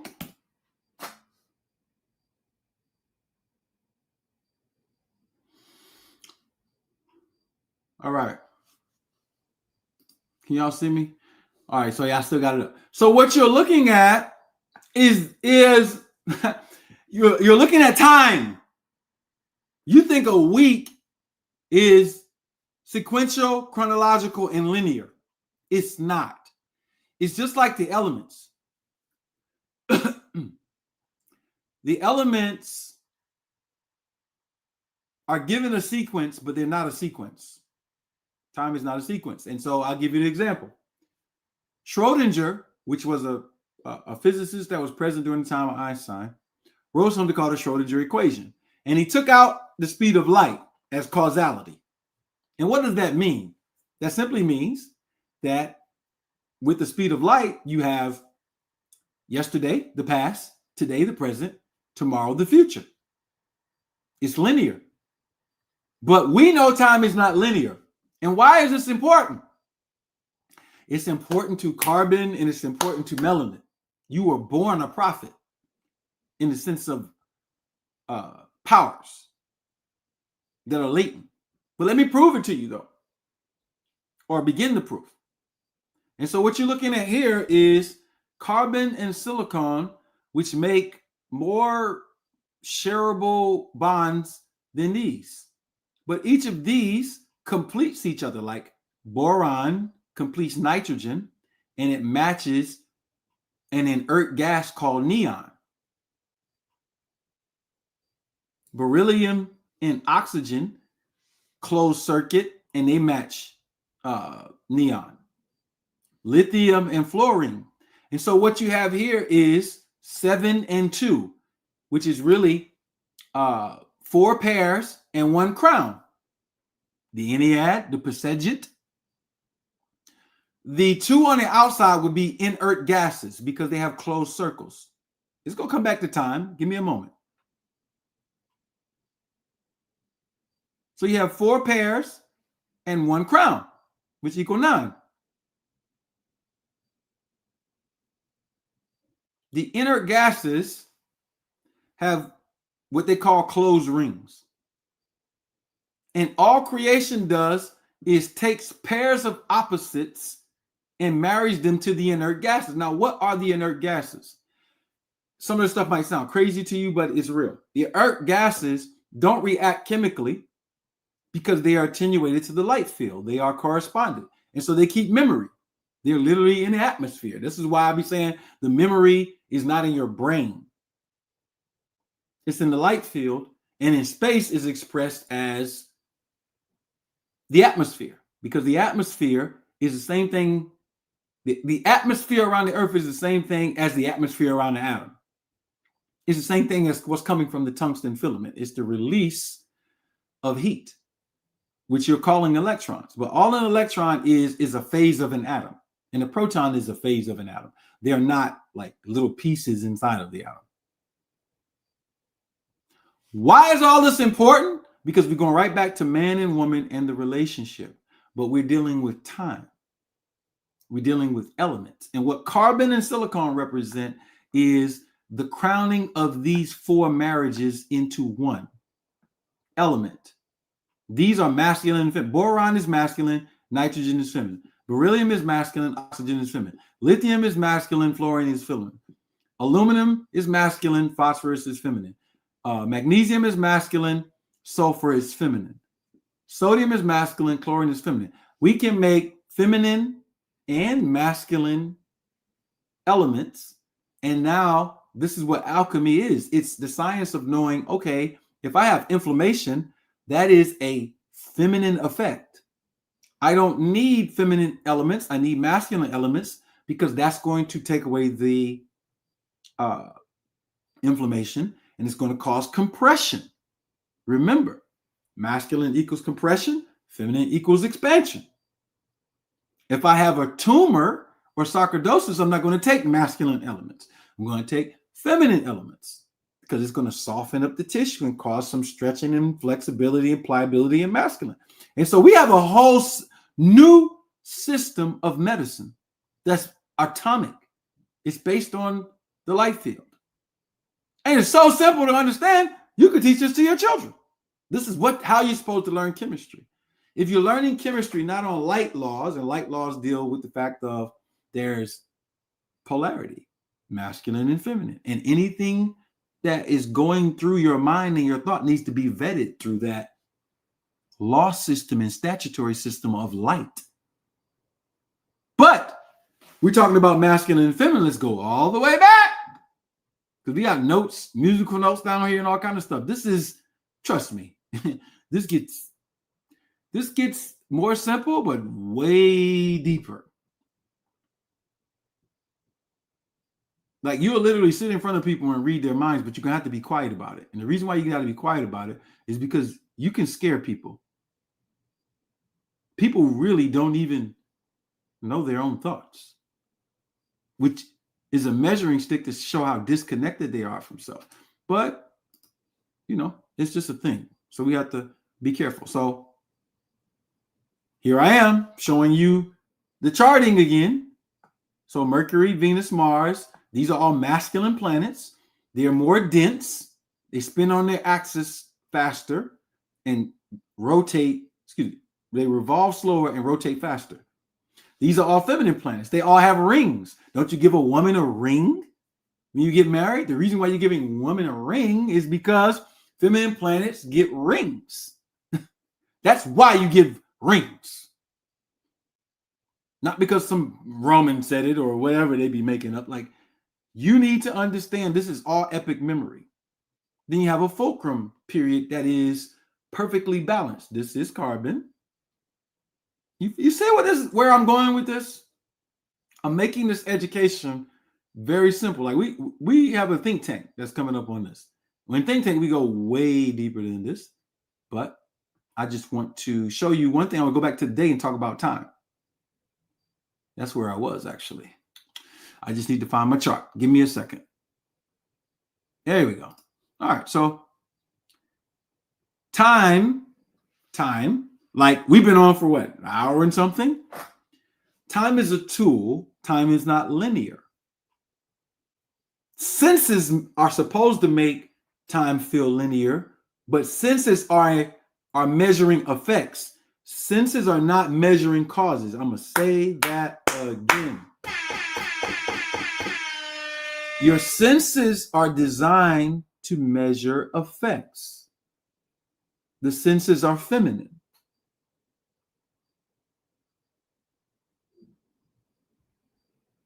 They are observation. They are objective. When somebody says you're subjective, that means you're going internal. But to go internal and be successful, you have to have light statutory laws as a vetting system. If you go in subjective and you start talking about your fake intuition, and I know how you eat, how you live is not on light statutes, I know you're faking it. Time, the week is in symmetry with the chemistry of creation and nature. You have masculine days and you have feminine days. But when you think about the week, it's not yesterday, today, and tomorrow. Go back to Schrodinger. Schrodinger took out the speed of light, and the physicists said, well, when you do that, what happens is you remove causality, because they think light moves. Light does not move. It perturbates and shares information. And it does it optically. And so in Schrodinger's removal of causation, they're saying, well, this doesn't work because that means the future can impact the past. Ha ha ha! The future can't impact the past. The future can't impact the present. The light can be anywhere. The body may not be able to, depending on how developed it is. Our bodies are not that developed, so we kind of stuck in linear time until we use a higher form of eugenics. But anyway, but our minds right now, they have an internet called the light field, and we can use the Zulukin to see next week. Now, what are we seeing? We're seeing a code. We're seeing past the icons. The icons are the physical things that we see. The sun going up and down and looking like this, and the moon coming out. Those are the icons on your computer. If you rip them away, you get to see the code. And the code is light. It's a light. So now you can read next week. And now you become a creator. And being a creator means you're not subject to time. And so the problem is that carbon and melanin are design instruments of light for you to operate like that. But you're disrespecting it. And you're disrespecting your rhythm. And so this week, when I was trying to be in my masculine rhythm, there was a torque trying to pull me out of it. It's okay.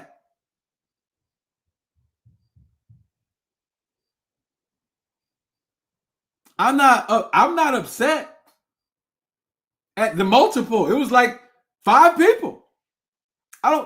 If I get upset, it's for something else. It's not for this, because I understand what's going on. Y'all seen me and my son. We already proved we can read minds. We did the experiment. Is it on this page still? I know it's on my Facebook page.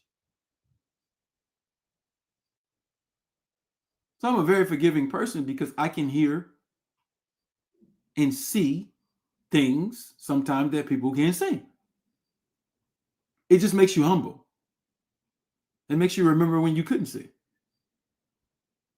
But being alive is not breathing and experiencing the effects of creation. Being alive is living by light statutory commandments. That's what alive is. And when you live that way and you leave this form, you store the memory just like it's on a server. Literally in certain chemicals. And that information is extractable. I'll give you an example. In the same way that you play a DVD or you pull up a file, you could assemble the inert gases with conductors and pull up a file from your great-great-grandparents that's in the atmosphere. If you could design a machine that could do that. And that's can be done. Just like you make a DVD player or VCR tape. Those are like levels down. What I'm trying to tell you is this is a whole world of technology. I am not here to teach you about spirituality. I don't give a fuck about spirituality. Doesn't mean that you don't have to give a fuck about it. I don't give a fuck about no spirituality. I know what that is. Spiritual people are dangerous because they're stupid and they think they're smart. So now you're dealing with a high level of friction with a certain type of mind. And they think that because they're intuitive, and it's like, I'm just sitting there like, maybe I can help you. I don't know. Maybe I can. I know what you're experiencing, but you know, these are the tricks. These are the things that break you away from using your tools properly. And all we're saying is life has a law that's bigger than the statutes in Georgia, in the United States of America, in Africa, African Union, whatever. And people are dead. They are. When the messenger said that the people are dead, I understand that at another level now. Like you could be walking around in the world of effects and be dead because you're not alive until you have a knowledge of self. And the knowledge of self is understanding the laws of nature. And the laws of nature are not what people believe they are. Some people are reading the 48 laws of power. Like, man, this is a new day. All we're saying is ESP and all these other things are not something that are far off. They are something that are very real. And you're going to have to go even learn chemistry and physics over. And I'm being light today. Like there's another way I could write these books. If y'all want me to be like those people and use jargon, I know how to use it. I could tell you why carbon is black and what a refraction index is. Carbon has no holes in it. Check. Other elements do. That's how you get color. When you see something black, the density of it on what you're calling atomic level is different than when you see something that's white or silver or paint or yellow. It literally has micro holes in it. I show you the first picture of the tungsten so you could understand that. What's happening in the tungsten filament in a light bulb is it's getting holes in it. And it's getting holes because it's vaporizing. It's breaking apart. It's going from a solid to a gas. And it's going from a solid to a gas so the information can get stored. That's a process in a mechanical facility called the universe.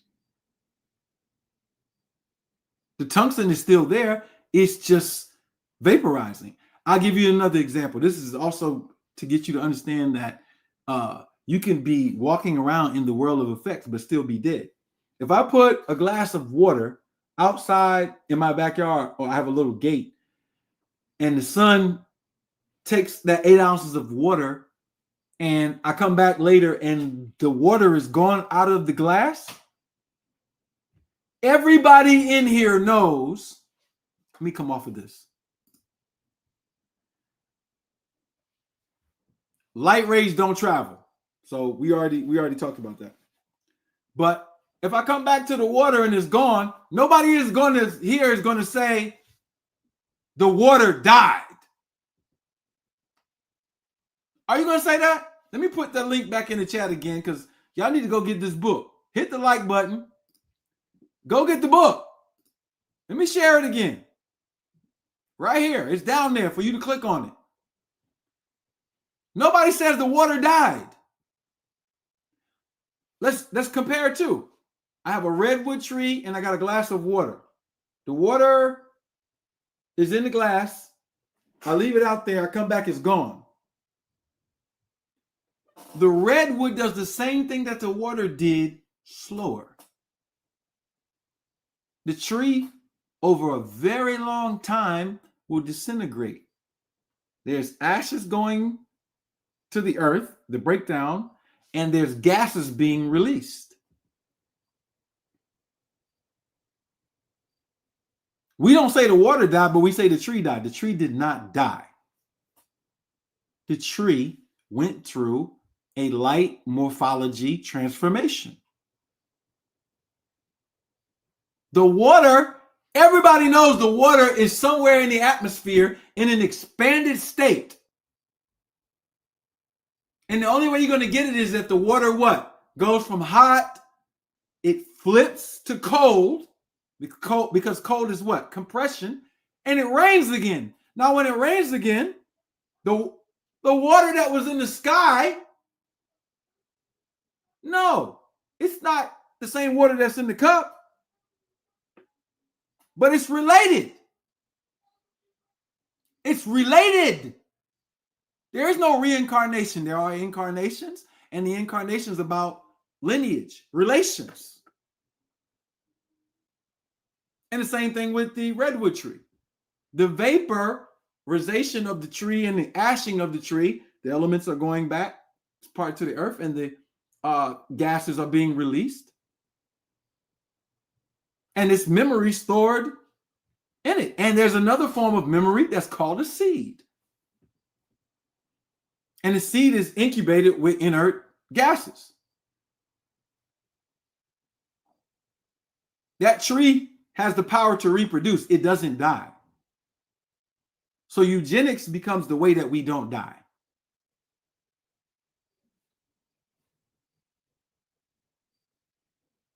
But if you're dumb without a knowledge of self, oh, you dead for sure. You dead for sure. So you're looking at coffins. That's why, if you think about zombies, like, yo, they're around doing a bunch of crazy shit. You are walking and living around zombies. I hate to use the word zombie because zombie actually means something positive in a certain indigenous culture on this side of the planet, but I'm using it as a colloquial term. But what I'm saying is we're looking at creation the wrong way. We're looking at biology, we're looking at physics, we're looking at chemistry the wrong way. And we need to be in a superorganism, right? Working together to push out information to people to help them correct it. When we start growing cacaos in Georgia, y'all gonna understand why we're saying the dissertation that Brother Kwahu just wrote, that we grew cacao. I took the cacao tonight. I drink cacao all the time. And the lotus. Lotus makes more melanin. We can build ourselves out of the stupidity. A part of it is with the nutrition that we used to have. That's one of the phases.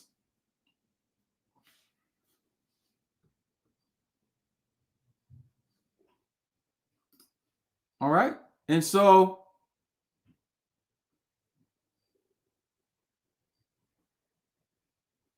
light does not travel. I'm sorry, y'all. Y'all gonna learn that later on in life or now.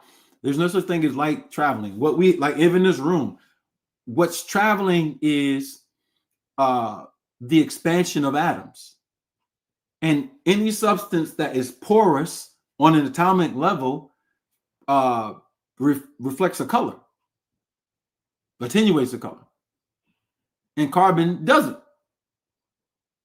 because of compression. So all atoms are doing are compression and expanding. The compression is called a proton. When it goes past a certain phase, an expansion is called an electron.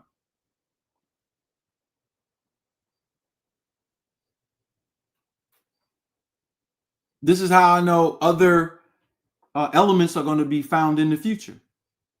Between hydrogen and helium, there's going to be 7 other elements found. Right now, they're right next to each other. There's a way to calculate these things.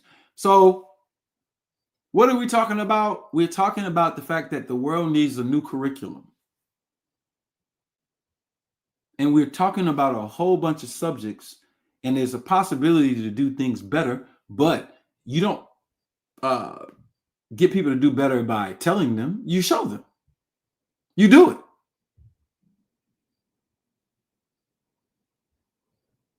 We are in legislative law systems for the fall legislation in ARNA. There's a way we're supposed to pass law. You're not just supposed to do stuff randomly because you impulsively feel we need something. That's a part of the education. But what we're saying is, you've never been taught what carbon is. You've never been taught what melanin is. You're doing things to damage both of them. And it's to your detriment because it's a part of your design. And you need to learn because it's going to improve your relationships. It's going to improve your health. It's going to improve your focus, your thoughts, your ideas, how they manifest. It's going to improve your lineage. Like you could come here and have a lot of fun, or you can not.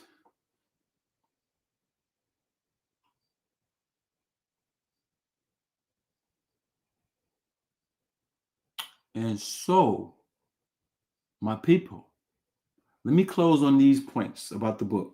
Because the book, let me show you where you can go. You can go to Aboriginal Global Media, right? Let me share my page.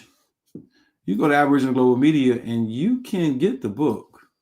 It's already there. It's there in ebook form. It's there in, got the ebook right there, right? You got the physical book that you can get. You can just go there, click it. The physical book is in all color, all the charts, graphics, and the ebook, automatic download. You don't have to wait. You buy it, go back to the receipt page, you click on it, it comes to you. I didn't talk about DNA diversity, I didn't talk about DNA repair. It's so many things, and I condensed this down into a very simple language that you can actually study with your children about these things.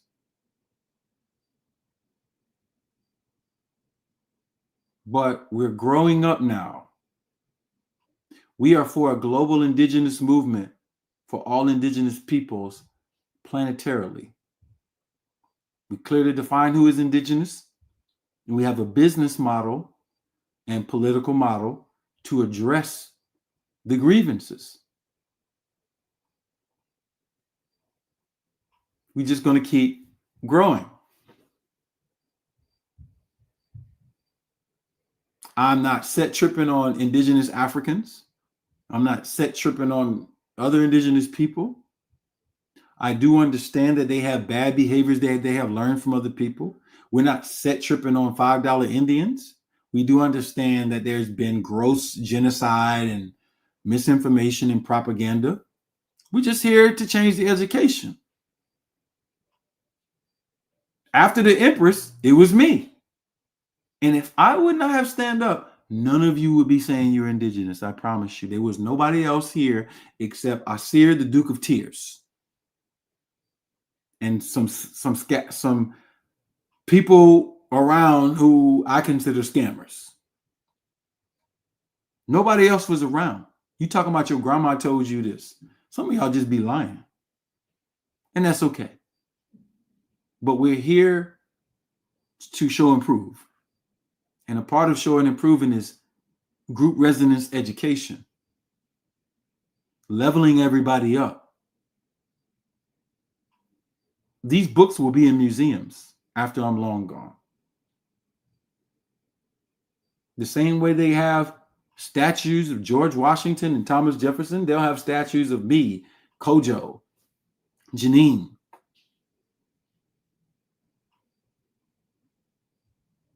We are literally pioneers. And being a pioneer is not easy. But you need to become aware of how to get in rhythm. Getting in rhythm is going to save your life. When you have disturbances, is because you're trying to do some funny stuff. And knowledge itself is not, can you recite your 120? Are you coming to Parliament? Knowledge itself is not reciting the student enrollment and the words of Master Prophet Muhammad to Elijah Muhammad. Knowledge itself is not putting on the daishiki and learning medu never. Knowledge itself is not proclaiming your American Indian heritage. Knowledge itself is learning the law, the universal law of life. Purpose and meaning at a ground level all the way up to you.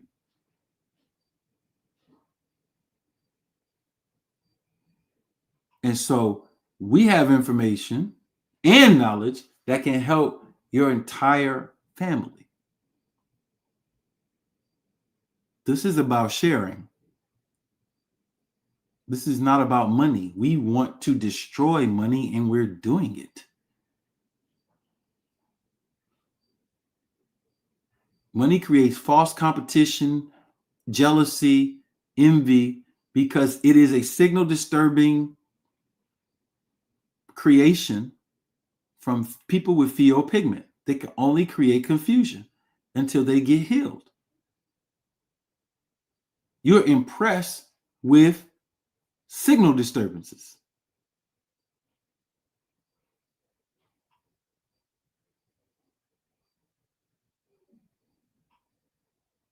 We're proof that you could get wealthy without agreeing with it. See, if we were poor, then you would make fun of us because we can't show and prove. But trust me, we can show and prove. Do you know how many people actually depend on me to produce for them on a daily basis?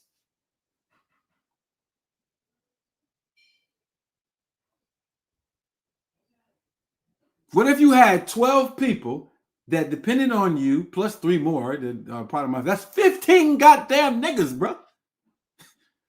That at any moment are gonna call me and say some shit like, hey. And sometimes some of those 15 are not all the way reciprocating. They don't even know how to. I can't even get, I don't get mad at people because they don't know something. But that's compression. That's pressure. But you know what happens when carbon compresses? It makes landsdelite, a hexagonal fractal crystal that can do magical things with light. If you could take wise pressure, let's call it that, because you could take some signal disturbances and there's tolerance. That's a whole different thing. But if you could take pressure, it literally refines you as a man. Pressure, high pressure is for men. I'm proving it to you because compression is a masculine force literally in the light field. I don't care what kind of fake role playing that you learn. Women are expansion and release of pressure. It's telling you what you're here for. You are here to work in compatibility with the compression force. And you don't know that. You sometimes come as a signal disturbance. It's all right. You think, listen, thinking that you know and knowing that you know are two different things. Knowing that you know it continuously gets you the result that you're looking for. Thinking that you know can develop arrogance, vanity, confusion, a weird type of selfishness. They're different things. I'm here to tell every woman on earth, a real man will always be your guide. And if you don't have one in life, you will be confused. Because a magnetic field without a compression force that is gradually released creates a non-coherent signal disturbance. I don't need no books from you to understand what I'm telling you. We live in the book. We live in the book. Men and women don't know their roles based on natural law. And when they learn their roles based on natural law, they're going to have a very good interaction. When they don't, they have what you have going on now. What you have going on now is very dangerous. It's very dangerous. I got a lot.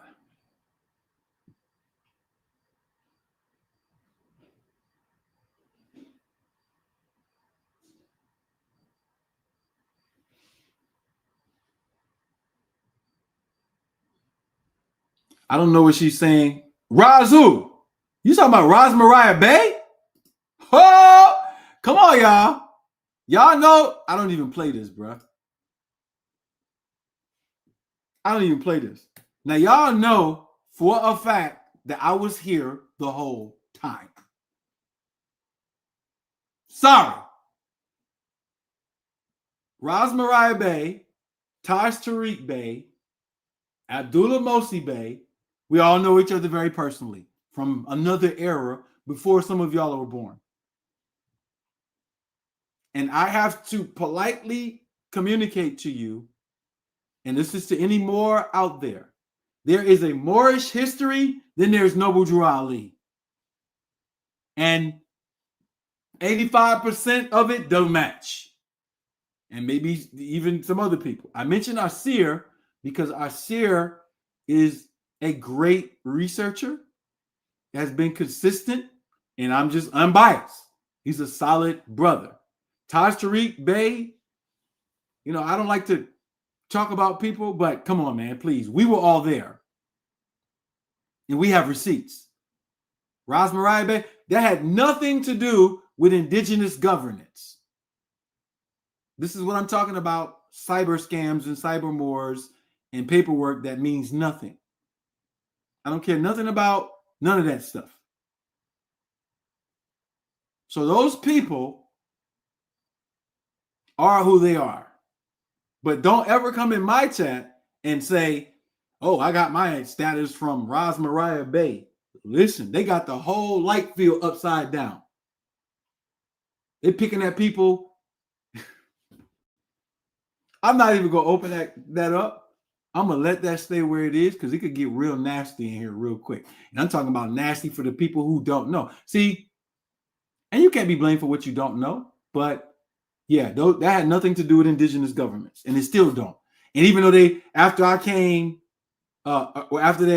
came into contact with me, they tried to curve it. Like it was scam curving. It was scam curving. So we're not doing that. We're gonna leave that alone though. If y'all want to talk about body politic and tribal governance, please come to Arna.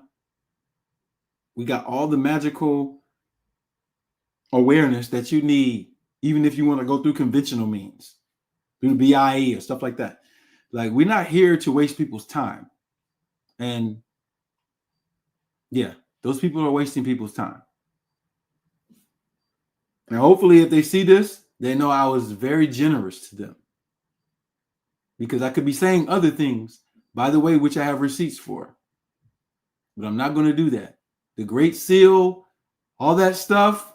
Hey, man, Noble Drew Ali was not accurate. That's all I'm going to say. I wrote a book. It's called No More Lies. I took it out of publication because I did not want to distract people. I like to stay focused. But if we got to pull it out of the archives, like I said, it could get nasty. So please get your education up, improve your techniques and performance, and do things that are practical that can bring your family benefits and results. And do not get caught up into dogma and sovereign citizens like Great Seal, Moorish gumbo, because you can get caught up into that. There's no such thing as national status unless you have an indigenous government that you're a part of. This is what you call the stateless Indian syndrome.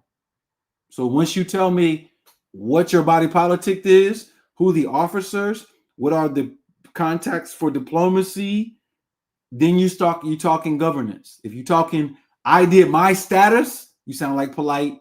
You sound like New Covenant. You sound like the Great Seal. You sound like all this sovereign citizen stuff that's being mixed together. I'm not releasing no more lies. I'm here for education. If you need to study Noble Drew Ali, we got public debates with me and Lord Abba and other people. It's on YouTube. Go to Sidnetter's channel. And I broke those things down in an academic way so that people could understand that. I could have misinterpreted your your comment, and I apologize for that.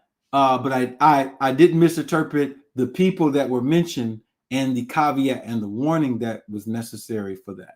So, Sister Miss Super T, I'm leaving your comment up here because it said not accurate. I claim my indigenous status studying from Sister Roz, who gave me literature when they used to meet at the National Black Theater. Now, you need to understand how they came to the National Black Theater. When did they come? Because we were at the National Black Theater teaching for years, and then they popped up when they found out that we were there. Now, I'm introducing you to another level of awareness that there are informants that are sent in to create signal disturbances. So whenever you have a clear communication going on and somebody comes and they create a distorted signal, it's the same thing I'm showing you in the law systems with melanin, carbon, the body, and the universe.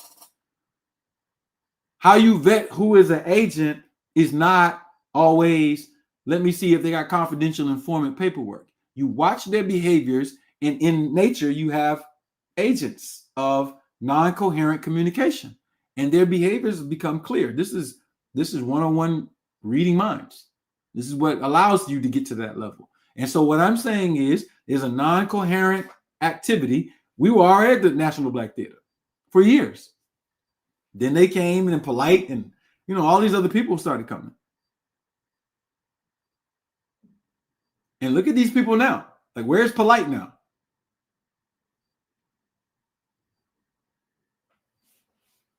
Y'all need to be careful in these streets.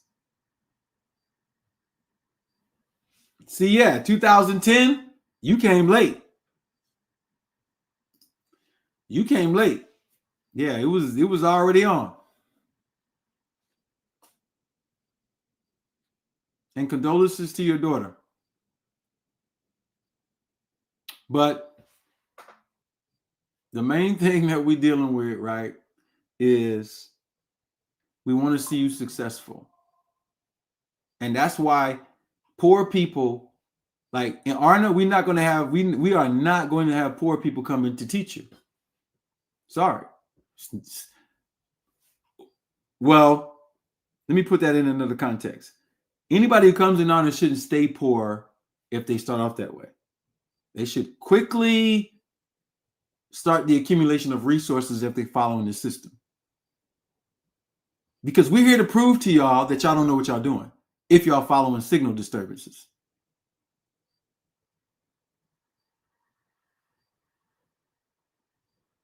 Yeah, I don't know.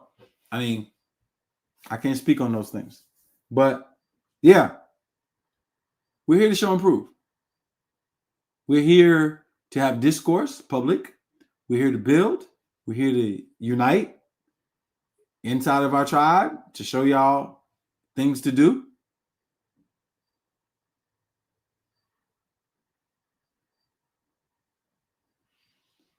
Okay, so consciousness is light and light is non-dimensional.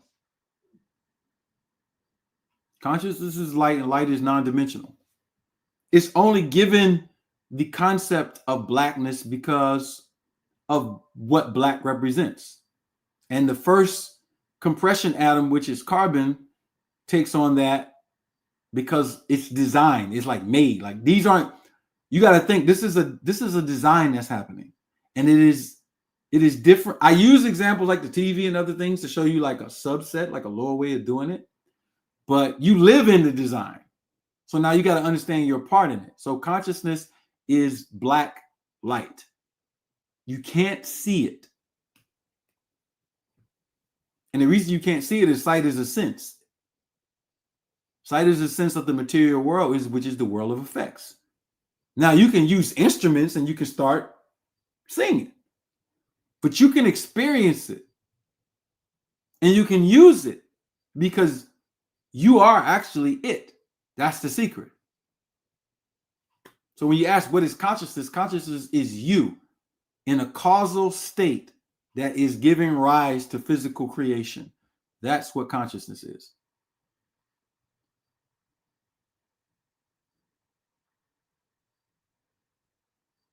Sentience is the development of how light compresses matter. Sentience, it doesn't have a start. We are self-governing light that generates sentience in compressed form. But the sentience is already there. Like rocks are sentient, they're just a little less sentient than a plant, which is sentient. And the whole concept of sentience kind of gets stupid when you understand that they are dealing with measurements from the effects instead of the causes. So, yeah, sentience gets kind of dumb. You just got to put yourself in the right place. You are the cause. Your body is your effect. I know that's hard to do because of habit. Habit is perception imprinted upon us, and we think that matter is primary, and it's not.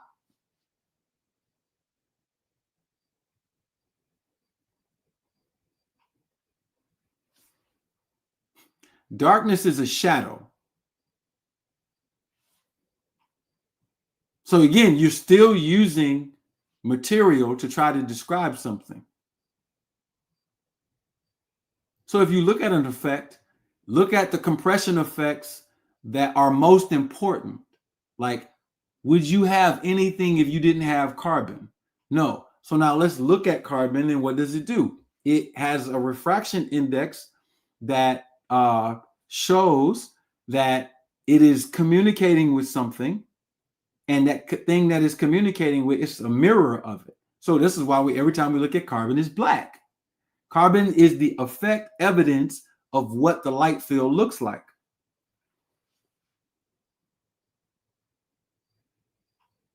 This is why it's the most covalent bond. A whole chemistry was created around carbon called organic chemistry. You can't build intelligent molecules from microbes to plants to humans without it. Follow me? So we're doing a nice little vetting of the effect world to understand the causal world. That's all we're doing. And it is an exercise because now we have to introduce information gently to get you to think about this in a different way.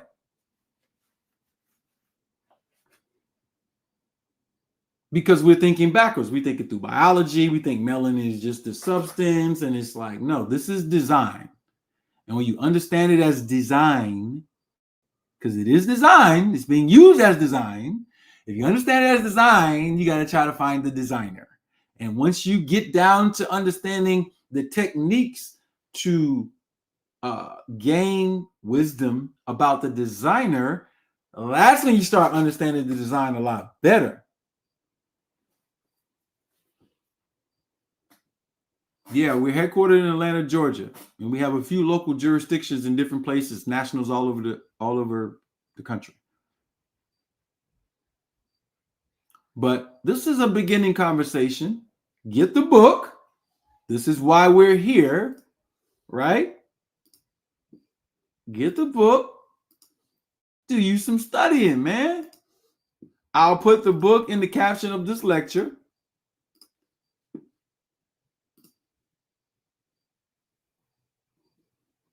I'll put the book in the caption of this lecture. Do you some reading.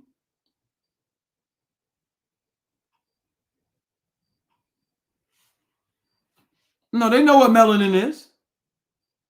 In a generic biological function, they're not going to have this conversation. To have this conversation, there have to be other confessions.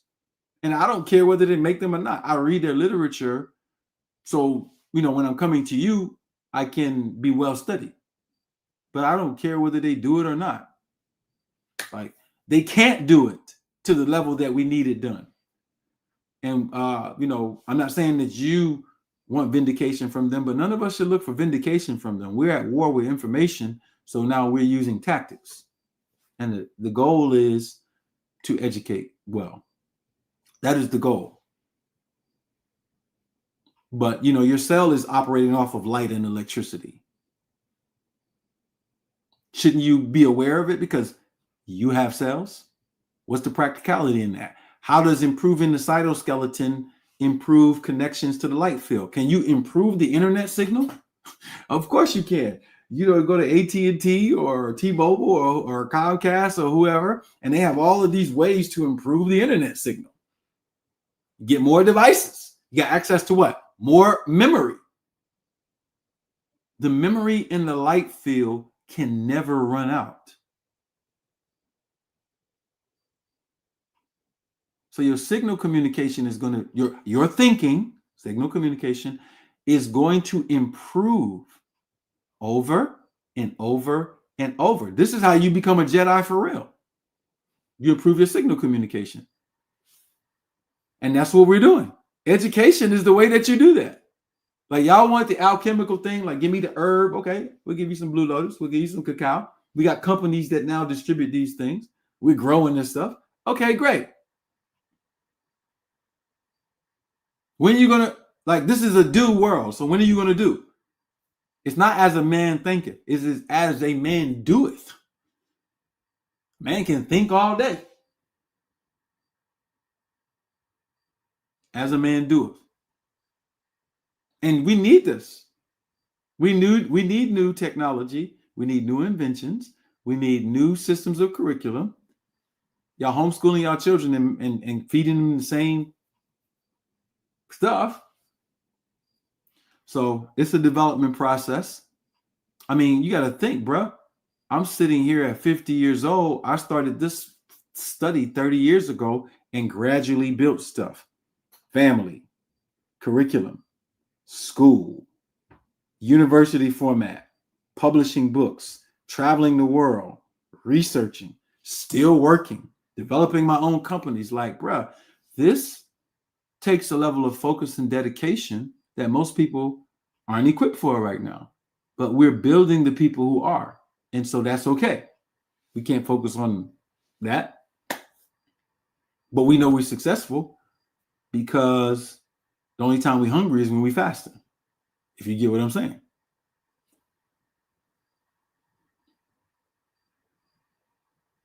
Like, it's a real thing. So I'm going to sign off. I just came on to have some fun with y'all. I think that we did a good job with delivering on what we said we're going to deliver, right? I got a few more projects I promise y'all that I'm behind on because, I made decisions to give my time to other things, and that's okay. Nothing wrong with that. But I like to finish what I'm doing. Like, that creates an internal signal disturbance when I'm trying to finish what I came here to do for the group. And, sometimes that's not happening. But I owe you two more documentaries and 2 more dissertations, and I plan on finishing all of that before the end of the year. Thank you to the Honor Ministerial Congress and the Honor NJS and the 2 chiefs of those for allowing me to have opportunity to reschedule, because we were supposed to do our legislative session tonight. If you are in the tribe and you want to pass any referendums, those links are still there. We've shared those links with you through email, through all the ways that we can share them, and you can come up with legislation. We will review it and give you recommendations on it. Still has to be a vote on those things. So yeah, thank those guys, because I was supposed to be on with them and I had other things going on. But shout out to y'all. I'll see y'all on Wednesday. Hey, y'all wildin'. Folk be wildin'. Y'all crazy, man. Yeah, we got a lot of good things going on. Stay tuned to what we're doing. Yeah, the comment section be crazy on YouTube, yo. But I have those links inside of there, and we thank you for your time tonight. Hopefully, I have the rest of y'all good Sunday. I'll see y'all probably sometime during the week. Peace.